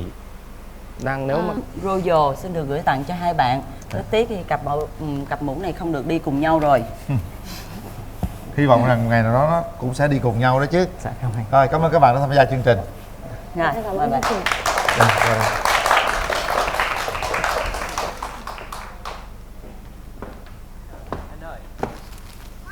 Quen một vài người thì cũng có tự quen rồi cũng có người làm mai, nhưng mà thấy cái kiểu không có được á chị, dừng ở cái mức là tìm hiểu thôi. Lý do em khó tính quá hay là như thế nào? Thì cũng có bạn bè em thì cũng nhận xét là em khó, bảo là kén quá. Dạ, nhưng mà khó thì em cũng đâu thấy em khó gì đâu, tại vì theo cái cảm nhận đầu tiên của mình thôi, chứ mình cảm thấy mình không có hòa hợp được với người ta thì mình không quen thôi, chứ cũng không phải là khó. Còn thì cũng có cái anh thì anh quen em thì anh kêu là nếu mà ở cái mức bạn bè thì cũng có làm bạn được, nhưng mà mức người yêu thì không, tại vì anh nhận thấy em dữ. Em dữ. Mà em có thấy em dữ không? Không, em hiền lắm chị ơi. Em hiền lắm. Bây giờ em muốn tìm người bạn trai như thế nào nè? Mà bạn trai của em thì đừng có gia trưởng quá, tức là không có khó tính quá trong các công việc, giống như là cái gì so đo tính toán hay là chi ly từng tí vậy á chị, không có xét nét quá đó. Rồi không có bao giờ mà áp đặt cái suy nghĩ của mình vào cho người khác, không có để bụng, giống như là nhiều khi cái tính của em là hay bị nói chuyện hơi cọc một chút á, thì nói nhiều khi nói thẳng ra vậy đó, thì không có để bụng, tại vì nhiều người họ để bụng thì mình nói ý vậy nhưng mình không có gì, nhưng mà người ta lại nhận xét cái ý của mình nó khác đi. Vậy đó. Rồi phải biết quan tâm cho gia đình, ra ngoài xã hội á, thì phải được mọi người quý trọng, tức là đối xử với bạn bè tốt. Thì mình quen bạn trai thì cũng một phần là coi cái cách cư xử của bạn trai đối với bạn bè như thế nào, rồi gia đình họ như thế nào. Thì ở ngoài xã hội là như vậy, về gia đình thì phải biết chăm sóc cho gia đình, về đến nhà là phải người đàn ông của gia đình, biết nấu ăn. Trời ơi, em đòi hỏi nhiều quá, hàng chi mà chữa tiền Dành tới tối luôn á. Bạn trai nghe xong rồi cảm giác như thế nào? Em có đủ đáp ứng nhu cầu bên đó yêu cầu không em? Dạ cũng được 70% nè. 70%. Dạ. Nhưng mà hồi nãy anh có nói là anh không có thích người phụ nữ gọi là quá hiện đại. Em thì em trong suy nghĩ của em là em thuộc phụ nữ tiếp của người của gia đình.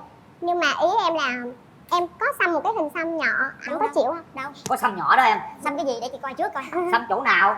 Mà tự nhiên em nói em truyền thống mà tự nhiên vậy đó mà xăm cái cổ mà cái chút xíu như cái ngôi sao thôi. Nhưng mà lý do tại sao mà mình là người phụ nữ truyền thống mà mình lại xăm? Truyền thống nhưng mà cái đó cái sở thích của mình thì mình vẫn thích thôi. Đúng rồi. Rồi, mời bạn nữ giới thiệu về mình đi.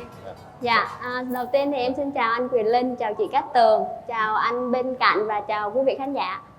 Tên đầy đủ của em là Nguyễn Thị Hương, năm nay em 27 tuổi. Hiện tại em đang sinh sống và làm việc tại Đồng Nai. Em sinh ra thì tại Nghệ An á, nhưng mà sinh ra thì ngoài đó thôi, nhưng mà 2 tuổi là nhà em là vô Đồng Nai ở tới lớn luôn. Và bây giờ là em đang sống ở Đồng Nai luôn. Dạ đúng rồi đến chị. thành phố Hồ Chí Minh tham gia chương trình thôi. Dạ. Rồi. Mời bạn trai giới thiệu. Vâng, xin chào MC Quyền Linh và chị Cát Tường. Em xin tự giới thiệu, em tên đầy đủ là Quách Vững, đến từ Đồng Nai. Tên gì em? Họ Quách tên Vững chị ơi. Quách hả? Quách gì? Quách Vững. Quách Vững có 2 chữ thôi hả? Dạ đúng rồi. Quách Vững tên lạ nha. Quách Vững chà, Quách là tự vững vàng đúng không? Dạ đúng rồi. Quách Vững, em làm nghề gì? Dạ hiện tại thì em đang là thu gom rác ấy. Ở đâu em làm việc ở đâu em? Dạ ở Đồng Nai chị ơi. Đồng Nai luôn. Dạ, tức là một cái công ty mình đi thu gom rác của một cái khu vực nào đó đúng không em? Dạ. Công ty thu gom hay là cá nhân? Dạ công ty anh ơi. Công ty. Dạ. Em làm cán bộ trong đó hả? Dạ hiện tại thì em làm bên kỹ sư môi trường. Kỹ sư môi trường. Dạ. Cái công việc chính của em là gì em? Dạ công việc chính hiện tại của em là điều cụ hành thể hơn á, tức là cụ thể hơn. Điều hành bên tổ xe. Tức là các điều hành tổ xe đi thu gom rác. Dạ. Em là kỹ sư xử lý môi trường. Dạ đúng rồi. Vậy rồi, nói em đi thu gom rác. Ta giới thiệu cái chữ kỹ sư đi nghe nó sang trọng một xíu. Không, cái nghề này á, những cái người mà đi thu gom rác cũng là đáng trân trọng. Dạ. Đúng không? Làm đẹp cho đời, làm đẹp cho thành phố, làm đẹp cho xã hội mà. Rồi cái thời gian mình làm việc, những lúc mình rảnh rỗi thì mình làm gì anh Vững? Dạ thì bình thường thì các ngày thứ hai tới thứ bảy thì em đi làm, còn thường thường chủ nhật thì là ở nhà hoặc là đi vào đập thủy điện Trị An câu cá rồi đi cà phê bạn bè. Dạ. Vậy là cũng có thời gian đi thư giãn ha. Còn em gái, sở thích của em là gì? Em chị thì ở dưới chỗ em thì cũng chẳng có nhiều khu du lịch để đi chơi, thì bình thường ngày nghỉ của em thì em ở nhà không à, chứ cũng không có đi làm. Điểm mạnh điểm yếu của em? Điểm mạnh thì em thì chắc nấu ăn được. Nấu ăn được, còn mọi người thì không biết sao đó, chứ em là em nấu được á. Còn làm việc nhà giỏi lắm. Việc nấu nhà thì giỏi. được, không biết ăn sao đúng không? Việc phụ nữ làm việc nhà giỏi là được rồi. Dạ, có vậy. Còn điểm yếu? Điểm yếu thì nói chuyện đôi khi hay bị cọc, nó giống như là nói thiếu trụ vị vậy chị. Như ai hỏi gì cái trả lời luôn, cái không có dạ thưa, nhiều khi bị quên vậy đó. Dạ, có vậy. Đó, được rồi đó, dạ rồi đó. Cái đó thì rút kinh nghiệm được, không sao đâu, từ Dạ, từ cái ha. này thì ba mẹ ở nhà cũng nhắc hoài à, từ từ sửa. Bạn trai, điểm mạnh điểm yếu? Dạ, em ấy, điểm mạnh đấy là tính tình thì là thẳng thắn, thật thà, và làm việc thì dứt khoát. Còn lại điểm yếu của em thì nhiều lúc là hay quên. Tức là công việc hay nhiều khi cái lịch trình mà mình không có ghi chép lại thì là mình sẽ bị quên. Dạ. Cái đó không sao, cái đó thì từ từ đó là mình gọi là khắc phục được thôi, không có lo ha. Dạ. Em là quê đâu gì Bửng? Dạ em quê ở Nghệ An. Nghệ An hả? Dạ. Là huyện nào? Em ở huyện Quỳnh Lưu anh ạ. Quỳnh Lưu. Dạ, quê của Hồ Xuân Hương đấy anh. Em vào lập nghiệp ở trong đây lâu chưa? Dạ em vào lập nghiệp ở đây là được 6 năm rồi. 6 năm rồi. Dạ. Vậy là sau bạn gái ha. Rồi về tình trường thì sao? Trường thì ngày trước thì có quen hai anh. Hai anh. Thì anh đầu tiên là thời còn sinh viên á, anh cũng ở ngoài Nghệ An luôn, nhưng mà quen được có 1 năm thì em về trên nhà anh, về ngoài đó thì thôi. Còn anh thứ hai thì quen được 2 năm. Thì cũng xác định là đi đến hôn nhân rồi, hai bên gia đình đều nói chuyện hết rồi, nhưng mà do tự nhiên có người thứ ba vô. Thứ ba là thứ ba vô bên ảnh hay vô bên em? Vô bên ảnh á, người thứ ba là người yêu cũ của ảnh luôn. Vô gì mà bớt nhân ác đức gì không biết nữa.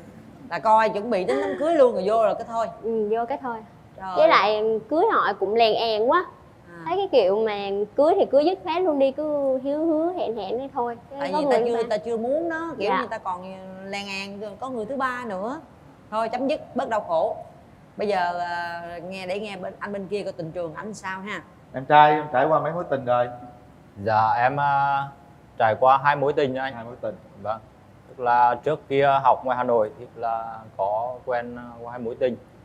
Mối tình cuối cùng thì là cũng kéo dài được 4 năm. Nhưng sau đến năm 2015 thì là bạn gái em được nhận suất học bổng đi du học bên Nhật đấy. Thì là qua bên đấy thì là cũng xa xôi cách trở, với lại trước lúc đi thì em cũng có vào nhà bạn gái. Tức là bên gia đình bạn gái thì có yêu cầu, tức là thứ nhất là em phải về quê lập nghiệp ở đấy. Thứ hai là em phải đi theo bạn qua bên kia. Vâng, nhưng mà cũng không may cho em, tức là năm đấy thì là mẹ em lâm bệnh nặng và qua đời. Nên là em nghĩ là mình sẽ phải ở lại. Mình không đi theo là mối tình nó tan vỡ từ đó luôn. Dạ vâng, đúng rồi. Cũng tiếc quá ha, 4 năm trời mà cuối cùng lại phải như vậy. Bây giờ thôi mình bỏ qua những mối tình đi. Chúng ta bắt đầu đến với cái mối tình này, hy vọng nó sẽ là mối tình cuối cùng ha. Em Rồi trai định tìm một người yêu như thế nào? Vâng, em muốn tìm một người bạn đời với mình, tức là thiên về cái nét truyền thống ấy. Truyền thống. Dạ vâng, tức là một người biết lo lắng cho gia đình và chăm sóc con cái sau này. Đấy, tức là để cho một gia đình nó luôn hạnh phúc ấy. Bên đây bạn gái nói nhỏ với chị là em làm được, đúng không? Dạ. Mình cũng mẫu truyền Phụ thống. nữ thì ai cũng làm được điều này hết trơn á. Anh nghĩ phụ nữ bất kỳ ai cũng quan tâm gia đình, chăm sóc gia đình được hết. Cái truyền thống này nó mông lung lắm, em nói rõ hơn. Cụ thể là truyền thống thế nào? Ví dụ đi ra đường không được mặc áo quần áo hở hang, không được nhuộm tóc, không được sơn móng tay móng chân, hay không được gì đó. Cụ thể. Thì tức là cũng không có gò bó lắm, tức là theo cái nét truyền thống. Tức là mình đi ra ngoài các thứ thì mình có thể là hòa nhập với cái xã hội bên ngoài. Vâng, nhưng mà mình cũng phải giữ lại một cái nét gì đấy riêng cho mình. Đừng có, em không thích tức là người phụ nữ quá hiện đại. Không thích phụ nữ quá hiện đại. Vâng, quá hiện đại, tức là theo cái phong cách thời trang cái mới nhất của xã hội. Đấy. Tức là ví dụ như là tóc mà có tức là nhuộm nó loè loẹt quá. Vâng. Được không? Có nhuộm là được không? Không, nhuộm thì vẫn được, nhưng mà loè loẹt quá thì là nói chung là cũng vừa phải, đúng không? Hoặc là nhuộm 7 màu trên mấy tóc luôn. Nhưng mà chị thắc mắc ở bạn gái nè, em nhìn rất là xinh, rất là dễ thương. Từ cái đó đến nay là bao nhiêu năm, lý do tại sao em vẫn ế? Từ khi chia tay anh đó thì được 3 năm, nhưng mà trong 3 năm đó thì cũng có quen một vài người, thì cũng có tự quen rồi cũng có người làm mai, nhưng mà thấy cái kiểu không có được á chị, dừng ở cái mức là tìm hiểu thôi. Lý do em khó tính quá hay là như thế nào? Thì cũng có bạn bè em thì cũng nhận xét là em khó, bảo là kén quá. Kén. Dạ, nhưng mà khó thì em cũng đâu thấy em khó gì đâu, tại vì theo cái cảm nhận đầu tiên của mình thôi, chứ mình cảm thấy mình không có hòa hợp được với người ta thì mình không quen thôi, chứ cũng không phải là khó. Còn cái cũng có cái anh thì anh quen em thì anh kêu là nếu mà ở cái mức bạn bè thì cũng có làm bạn được, nhưng mà mức người yêu thì không, tại vì anh dặn thấy em dữ. Anh thấy em dữ. Mà em có thấy em dữ không? Không, em hiền lắm chị ơi. Thì em hiền lắm. Bây giờ em muốn tìm người bạn trai như thế nào nè? Mà bạn trai của em thì đừng có gia trưởng quá, tức là không có khó tính quá trong các công việc, giống như là cái gì so đo tính toán hay là chi ly từng tí gì á chị, không có xét nét quá đó. Rồi không có bao giờ mà áp đặt cái suy nghĩ của mình vào cho người khác, không có để bụng, giống như là nhiều khi cái tính của em là hay bị nói chuyện hơi cọc một chút á, thì nhiều khi nói thẳng ra vậy đó, thì không có để bụng, tại vì nhiều người họ để bụng thì mình nói ý vậy nhưng mình không có gì, nhưng mà người ta lại nhận xét cái ý của mình nó khác đi. Vậy đó. Rồi phải biết quan tâm cho gia đình, ra ngoài xã hội á, thì phải được mọi người quý trọng, tức là đối xử với bạn bè tốt. Thì mình quen bạn trai thì cũng một phần là coi cái cách cư xử của bạn trai đối với bạn bè như thế nào, rồi gia đình họ như thế nào. Thì ở ngoài xã hội là như vậy, về gia đình thì phải biết chăm sóc cho gia đình, về đến nhà là phải người đàn ông của gia đình, biết nấu ăn. Trời ơi, em đòi hỏi nhiều quá, hàng chi mà chưa Danh tìm sách này được. chắc tới tối luôn quá. Bạn trai nghe xong rồi cảm giác như thế nào? Em có đủ đáp ứng nhu cầu bên đó yêu cầu không em? Dạ cũng được 70% đấy. 70%. Dạ. Nhưng mà hồi nãy anh có nói là anh không có thích người phụ nữ gọi là quá hiện đại. Em thì em trong suy nghĩ của em là em thuộc phụ nữ tiếp của người của gia đình. Nhưng mà ý em là em có xăm một cái hình xăm nhỏ, anh có chịu không? Đâu? Có xăm nhỏ đó em. Xăm cái gì để chị coi trước coi. Xăm chỗ nào? Mà tự nhiên em nói em truyền thống mà tự nhiên có chút vậy xíu thôi, à. nhưng mà cái Xăm đó nơi cổ mà có chút xíu như cái ngôi sao thôi. Nhưng mà À. lý do tại sao mà mình là người phụ nữ truyền thống mà mình lại xăm?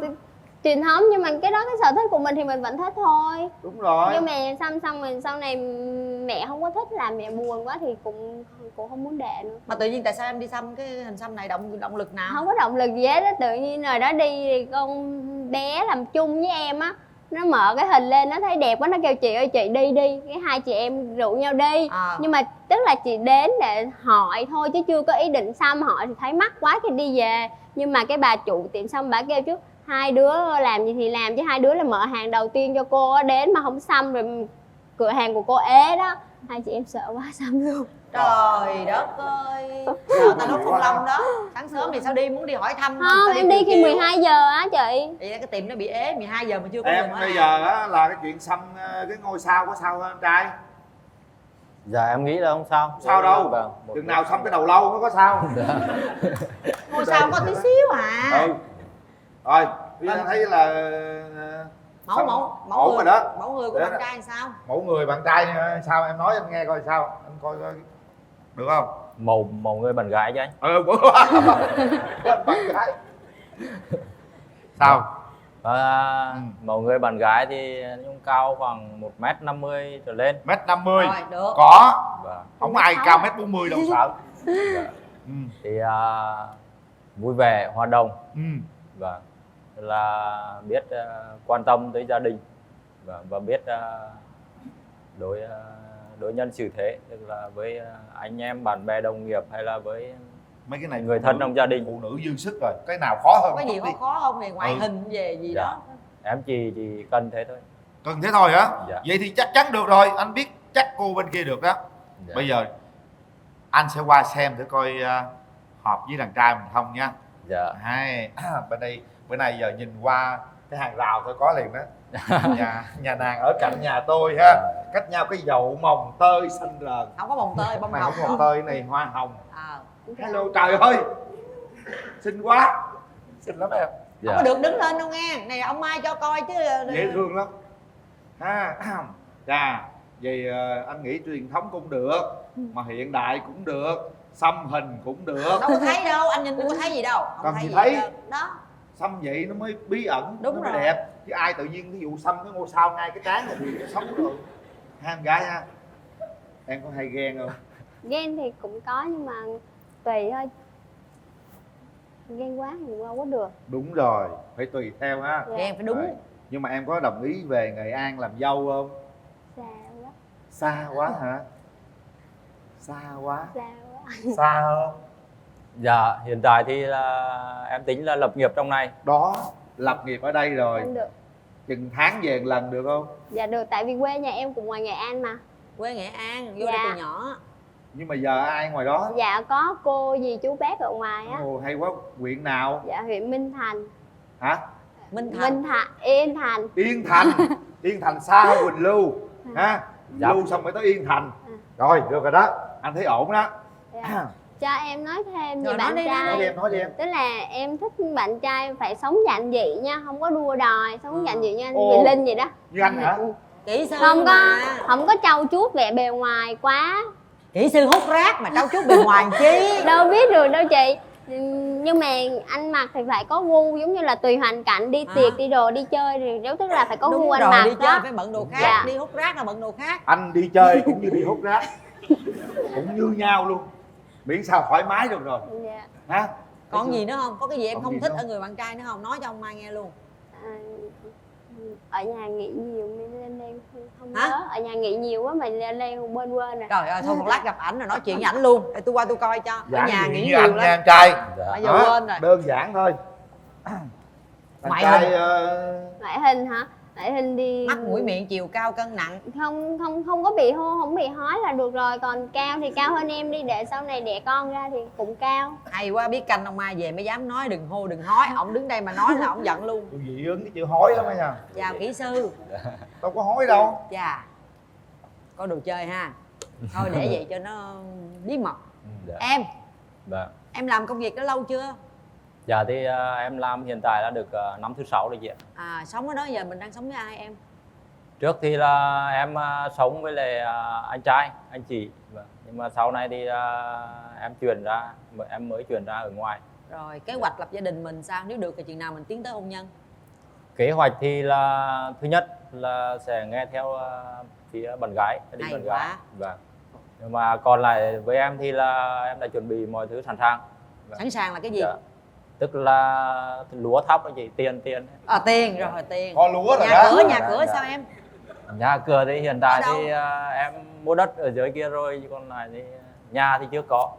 Có đất là được rồi. Có đất là có nhà, yên tâm. Thì nếu mà tiến tới hôn nhân thì là hai đứa cứ ở trọ cái đã rồi Sao không xây nhà trên đất ở luôn đi? tức là mình để góp vốn cho đây rồi mình xây luôn. Tại vì em cũng mới mua trong năm nay cho nên bây giờ xoay vòng lại thì không có kịp. À, rồi Dạ. nhưng mà có miếng đất thì cũng yên tâm Có rồi. đất ngon rồi, rộng Dạ. không em? Ngang mấy dài mấy? Dạ 5 x 34 anh. Trời ơi, 5 x 34 quá 34 ngon. là hơi bị ngon rồi đó.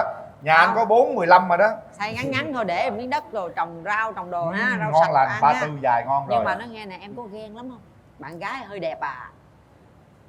Nói chung thì người mình yêu thì lúc nào mình cũng mong muốn tức là tất cả là thuộc về mình. Nhưng mà ghen quá thì không được. Nhưng làm gì đấy lúc làm thì ta luôn nghĩ về nhau là được. Vâng. Phải quen bạn gái phải cố gắng trao chuốt diện diện chút nha. Có gì nói anh Linh tước mấy bộ đồ vía đồ vô. Anh đồ vía anh cũng như đồ Dạ. bình thường à. Thì đó, nhà bạn gái thì hơi xinh nên nhiều khi ra đường đi ăn tiệc đồ là phải hoành tráng lên chút xíu. Vâng. Rồi chủ yếu có lúa là được rồi. Dạ. Nha. Rồi. Nhưng mà Vâng. chị thấy là tân trang lên chút nữa đi làm vậy là lịch sự rồi đó. Rồi Vâng. đi chơi làm cho gì nó lấp lánh chút xíu nữa. Dạ. Bây giờ Ngon á, ngon á nha, được á. bây giờ Có hai đất bên đai tìm hiểu công xong việc hết ổn định rồi. rồi. Ha. Dạ. Mình hỏi ý kiến người nhà, sau đó mình hát câu giao lưu lấy tình cảm trước khi gặp mặt nhau được không? Dạ được anh. Rồi hỏi ý kiến người nhà cái đi, em đi với ai? Vâng thì trước khi giới thiệu người nhà thì là nhân tiện chương trình em cũng muốn tức là gửi lời cảm ơn tới các biên tập viên của chương trình, tức là đã sắp xếp cho em có buổi gặp ngày hôm nay, và gửi lời cảm ơn tới giám đốc công ty hữu hạn trách nhiệm một thành viên Thanh Tùng 2. tức là đã tạo mọi điều kiện cho các anh em bên các phòng ban và để tham gia phục vụ cho em. Có cả phòng ban đi luôn đó hả? Dạ. Quá dữ ta. Về phía quản lý thì có anh Thành là đại diện bên chủ tịch công đoàn. Thì về phía gia đình thì cũng anh Thành luôn là anh trai. Đội nhà trai đâu đưa tay lên coi. Ồ, quá đông, quá đông. Rồi xin mời đại diện ơi. Xin chào đại diện bên đàn trai. Chào anh Quỳnh Linh, chào chị Cát Tường. Rồi, chào anh. Anh thấy sao? Tình hình bên đàn gái được không? Hôm nay anh thấy cuộc gặp gỡ như thế nào? Cô bạn gái này sao? Theo cá nhân anh thấy thì cô bạn rất là xinh xắn, ăn nói thì lễ phép. Còn chuyện hai em đến với nhau tìm hiểu nhau thì hãy cho nhau cơ hội để tìm hiểu nhau cho nhiều hơn, kỹ hơn để tiến đến hôn nhân. Anh Vững kia là có cái tật xấu nào nãy giờ anh giấu anh chưa kể không anh? Vững thì là một người tự lập từ nhỏ. Từ lúc lớp 6 là Vững đã tự lập rồi. Và hiện tại đến bây giờ hoàn toàn tự lập, không dựa vào bất cứ ai và kể cả gia đình. Dạ, vậy là quá tốt rồi ha. Dạ, cảm ơn anh. Anh gái này mình đi với ai? Dạ em đi với dì với lại bạn. Đi với dì, cho chị gặp dì em với bạn em. Dạ, chào dì. Chào anh Quỳnh Linh, chị Cát Tường. Cho em xin nói về Hương, cháu Hương của em. Dạ. Cháu Hương thì nói chung là hiền. Nhưng mà có một điều mà hồi nãy Hương chưa nói, đó là cái gì mà không ưng thì thể hiện luôn, không có nói chung là tính hơi khó một chút. Tính Hương khó, tại vì tìm hiểu bạn trai nhiều khi phải mềm mỏng hơn một chút, theo đánh giá của dì thì như vậy. Còn xin hỏi bạn trai bên này thì bạn trai có gia trưởng không ạ? Dạ không gì ạ. Nếu mà không gia trưởng thì nói chung là mình đến đây là một cái duyên của chương trình tạo điều kiện cho mọi người chúng ta đều gặp nhau rồi. Nhưng mà cái phần chính kiến thì vẫn là cháu Hương và bạn trai bên này. Nói chung là dì chỉ góp ý vậy thôi. Xin cảm ơn. Rồi, cảm ơn dì. Bây giờ Vững hát một bài hát nào đó, một đoạn nào đó để tặng đàn gái để lấy tình cảm trước khi mình gặp mặt nhau cái nào. Dạ em xin được hát bài Chờ Đông. Chờ Đông. Rồi hát to lên. Em ơi có phải ngoài trời đang mưa, em ơi có phải trời đã sang đông, mùa đông giá băng anh đang chờ, mùa đông ái ân anh đang tìm màu áo cưới cho em. Ô hai mắt tình chợt buồn hay sao, khi anh đã nguyện một đời yêu em. Dù cho nét môi son phai mờ, dù cho mắt xanh kia hững hờ, và dù năm tháng phôi phai. Hay quá, rất là ngọt ngào. Bên đàn gái có đáp lại bài nào không? Dạ không. Dạ không. Phải không? Bây giờ chúng ta chuẩn bị gặp mặt nhau nha. Hôm nay mình sẽ mở cái cửa rào này cho hai nhà về chung một nhà. Kéo.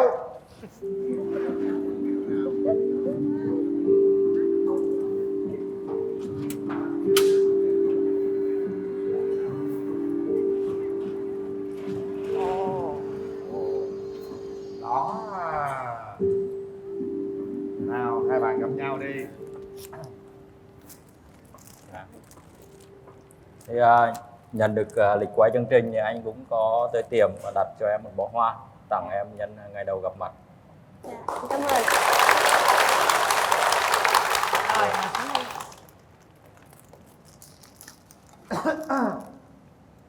Rồi, đây là cơ duyên lần đầu tiên hai bạn gặp nhau đó. Dạ. Các bạn cứ thoải mái, chúng ta có không gian coi như không gian riêng của các bạn. Thời gian dành cho các bạn, bắt đầu. Dạ, anh cho em hỏi là năm nay anh bao nhiêu tuổi? Tại nãy em không có nghe anh giới thiệu tuổi.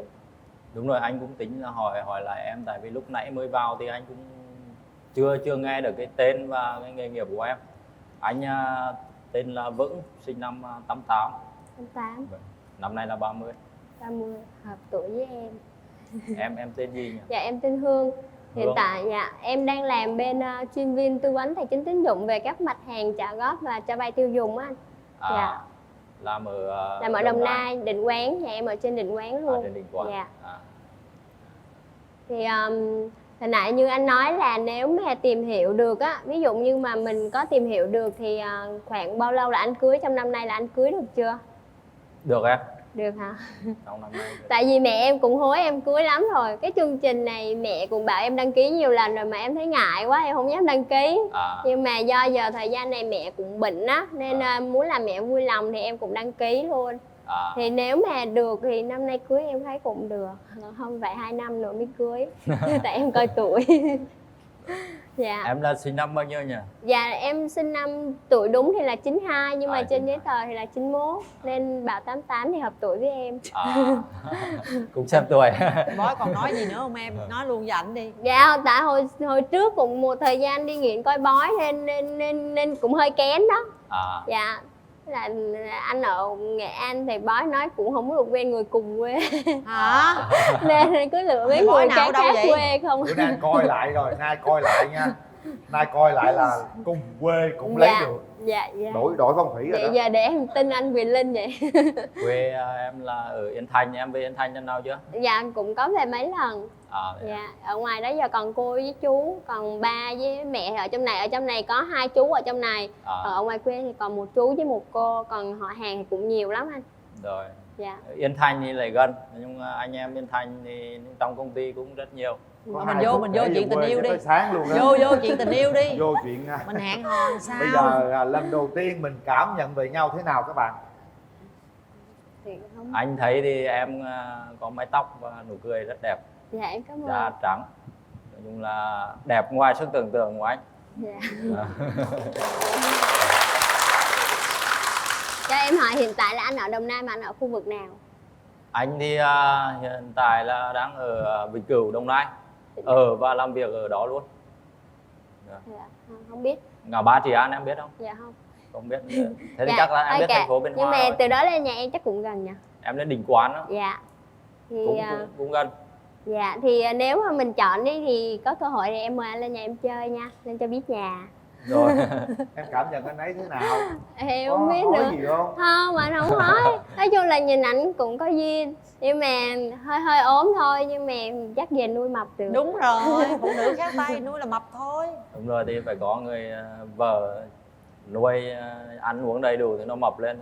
Dạ. Rồi sau này nếu mà được á, tiến tới hôn nhân rồi chuyện tiền bạc con cái thì sao? Nói thử như có trúng cái phong thủy của coi bói không?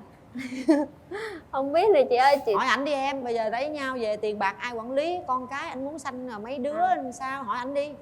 Tiền bạc thì anh muốn ai giữ, nhưng mà em vẫn muốn em giữ hơn. Rồi hỏi trả lời luôn. Tự hỏi tự trả lời luôn. Không thì đàn ông làm nhà, đàn bà làm cửa. Dạ. Nói chung là công việc phía ngoài thì là cái người đàn ông gánh vác, còn lại tiền nong thì về giao người vợ, và chi tiêu như nào đó cho hợp lý trong gia đình thì là người vợ tự nắm bắt và thu chi. Dạ. Đấy. Thì anh thì cũng không thích trừ tiền, tại vì tiền nằm trong ví anh thì nó cũng không còn nóng. Dạ. Vậy ví dụ như mà về em quản lý tiền bạc nó hơi chặt một chút, anh có khó chịu không? Là sao em? Là giống như là nhiều khi em thấy anh mua đồ nó phung phí quá, em nói á, ý là em nói đến thì anh lại bảo em, anh có nghĩ là em càm ràm không? Em có khó chịu trong chi tiêu không á?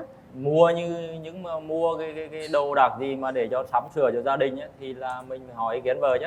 Dạ. Đấy. Còn lại là những cái đồ nhỏ nhỏ như cá nhân thì mình để từ cái đấy không quan trọng. Dạ. Với lại anh có nóng tính không? Tính anh thì nói chung là rất hiền, nhưng mà có đôi lúc cũng nóng.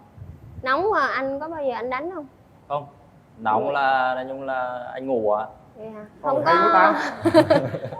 không có hay đập đồ, đập đè, giống như là nóng tính lên là hay ném đồ vậy đó. Nó ngủ rồi còn đời ném gì nữa. Đồ đạc thì Không, phải tuyệt hỏi đối chắc không. chắn chứ anh. Đây là một trong những cái tính cách mà đàn ông phải học nè. Dạ. Nóng tính là ngủ. Hay. Nóng lên là ngủ mà sao ngủ được hay ta. Nóng mà ngủ được hay á. Bây giờ ảnh anh còn lo cái tiền ảnh đưa hết cho em giữ rồi đó. Dạ. Nhưng mà thí dụ như bây giờ anh làm lương ra được 10 phần thì em đưa lại cho ảnh bao nhiêu phần để ảnh tự do chi tiêu cá nhân? Đưa được 2 phần thôi. Hai phần đủ không em? Tự chứ chị thì tiền ăn sáng, rồi tiền cà phê, rồi bữa nào anh có hẹn đó thì mình đưa tiền cho anh dư chốt để anh giống như là anh có thể chi trả các bữa hẹn đó. Đủ không Nói em? chung là Thì vợ cho bao nhiêu thì xài bấy nhiêu. Trời ơi, sao cái cặp này nó giống như đâu từ kiếp trước có hẹn nhau vậy không biết Giờ nào. thì nói vậy nha, nữa là biết hết trơn. Giấu quỷ đen quỷ đỏ nữa. Rồi Đó, thôi anh giờ cũng nói vậy đó mà giờ Không anh mà. hận đó. Ý là anh làm bên như vậy chắc em nghĩ chắc anh cũng hay đi giao tiếp nhiều nha, kiểu như hay đi nhậu cuối tuần với các đồng nghiệp á, thì ý là anh có uống được Đúng nhiều rồi, không? thì cái công ty anh làm thì nó hiện tại là thu gom ở 6 tỉnh bên Đông Nam Bộ. Dạ. Mà anh thì đảm nhận bên việc là quản lý đổi xe, thì là cũng hay đi ra ngoài, đi tới các công ty để mà làm việc với đối tác khách hàng. Dạ.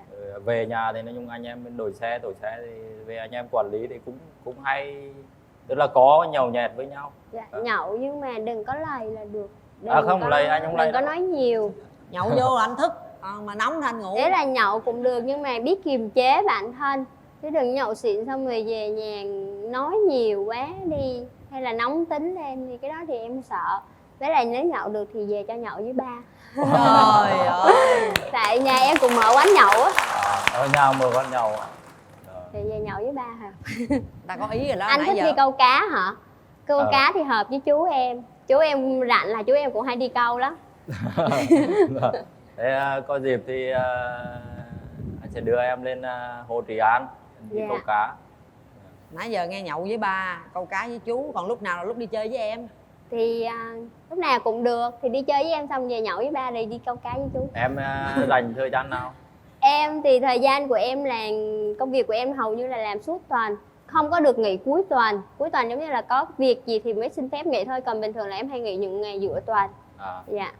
Chủ nhật cũng không được nghỉ. Dạ không, công việc của em giống như là bên ngành sale vậy đó, nên là những ngày cuối tuần là những ngày nhiều khách đó, nên không có hay nghỉ. Thế thì mình có thể gặp nhau tức là vào buổi đêm.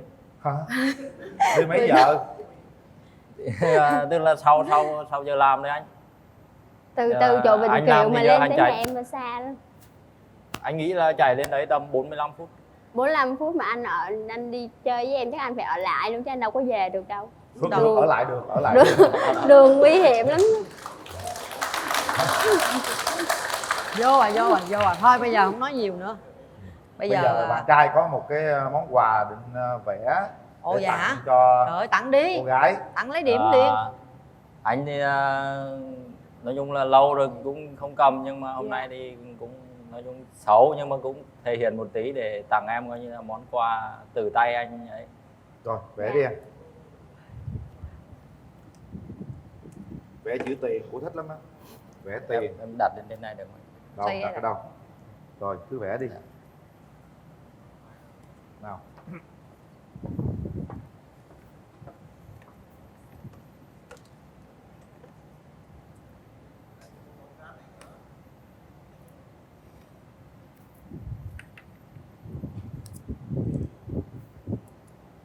Hơi run không biết. Nhanh đi đó, có 1 phút thôi đó. Dạ. Em vẽ mà dùng quá 1 phút là anh dừng lại, coi tới chữ nào hay chữ đó đó. Thời gian có hạn. 5, 4, 3, 2, 1, bắt đầu.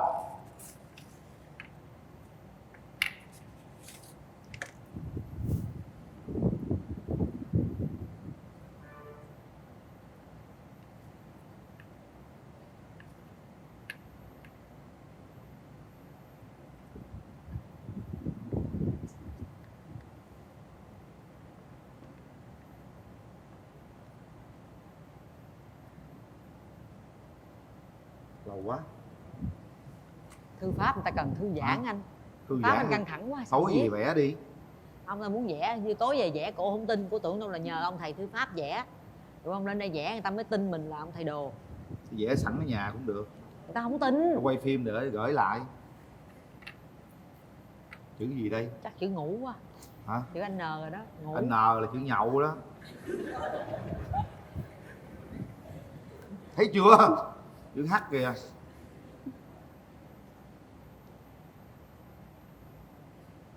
N H A.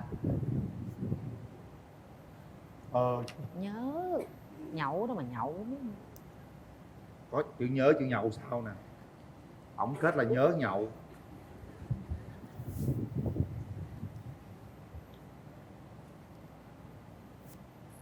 Nhớ về nha.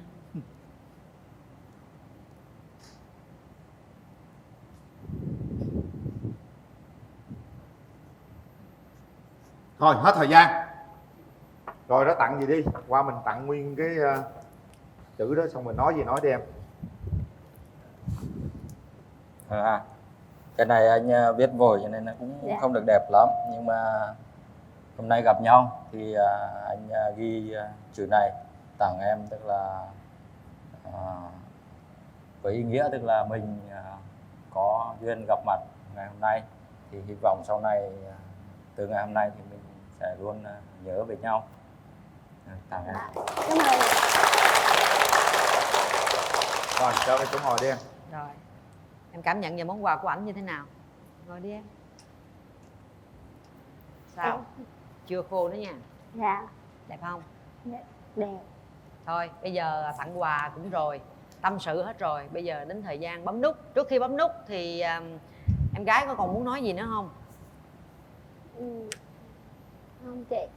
Bạn trai có muốn nói gì với bạn gái không trước khi quyết định? Một lời.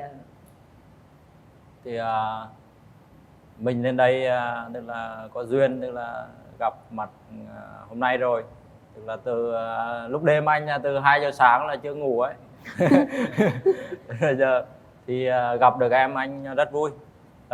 Anh hy vọng tức là hai đứa mình sẽ tiến tới, tức là có cơ hội để tìm hiểu nhau. Dạ. Và dành cho nhau thời gian nhiều hơn. Rồi hết thời gian. Đặt tay vào nút bấm nha bạn. Rồi xích lui xích sát vô ghế mới được. Đây, bên đây nè em. Đây, thấy cái nút. Rồi. Hơi khó chút ha. Dạ. Rồi, bây giờ thì chúng ta đã đặt tay vào nút bấm. Hãy đưa ra sự quyết định của mình sau 3 tiếng đếm. Suy nghĩ thật kỹ nhé. Bấm nút là đồng ý hẹn hò, tìm hiểu để tiến tới hôn nhân. 1 2 3. Hết thời gian.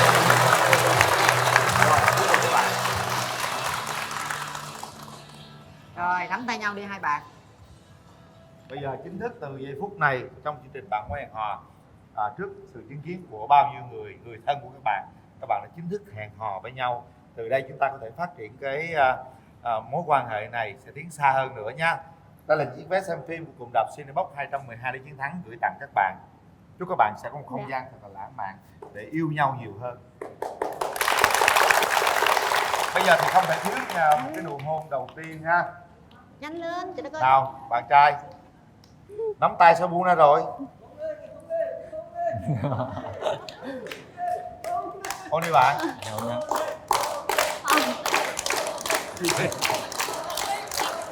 Đây là quy định gọi là truyền thống của Bạn Muốn Hẹn Hò rồi. Bất kỳ ai bấm nút Gửi tặng hai bạn, đây là một phiếu quà tặng trị giá 1 triệu đồng đến từ thương hiệu thời trang cao cấp Couple TX. Gửi tặng hai bạn nước xịt thơm miệng thảo dược Relax. Đây là một chiếc TV Max TV UVC đỉnh cao công nghệ Max TV sẽ gửi tặng cho các bạn. TV này là điều khiển bằng giọng nói ha.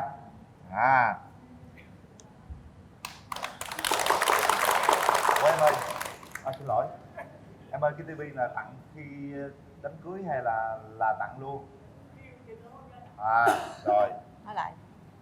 Đây là một chiếc TV UVC đỉnh cao công nghệ Max TV điều khiển bằng giọng nói. Một TV này sẽ nằm trong ngôi nhà các bạn nếu như các bạn đồng ý kết hôn với nhau. Gửi tặng hai bạn máy nước nóng hiệu Senton. rất là nhiều quà luôn. Lát đứng đây đợi nha em. Anh cầm cho. Máy nước nóng hiệu Atlantic với tổng trị giá 7 triệu đồng gửi tặng hai bạn.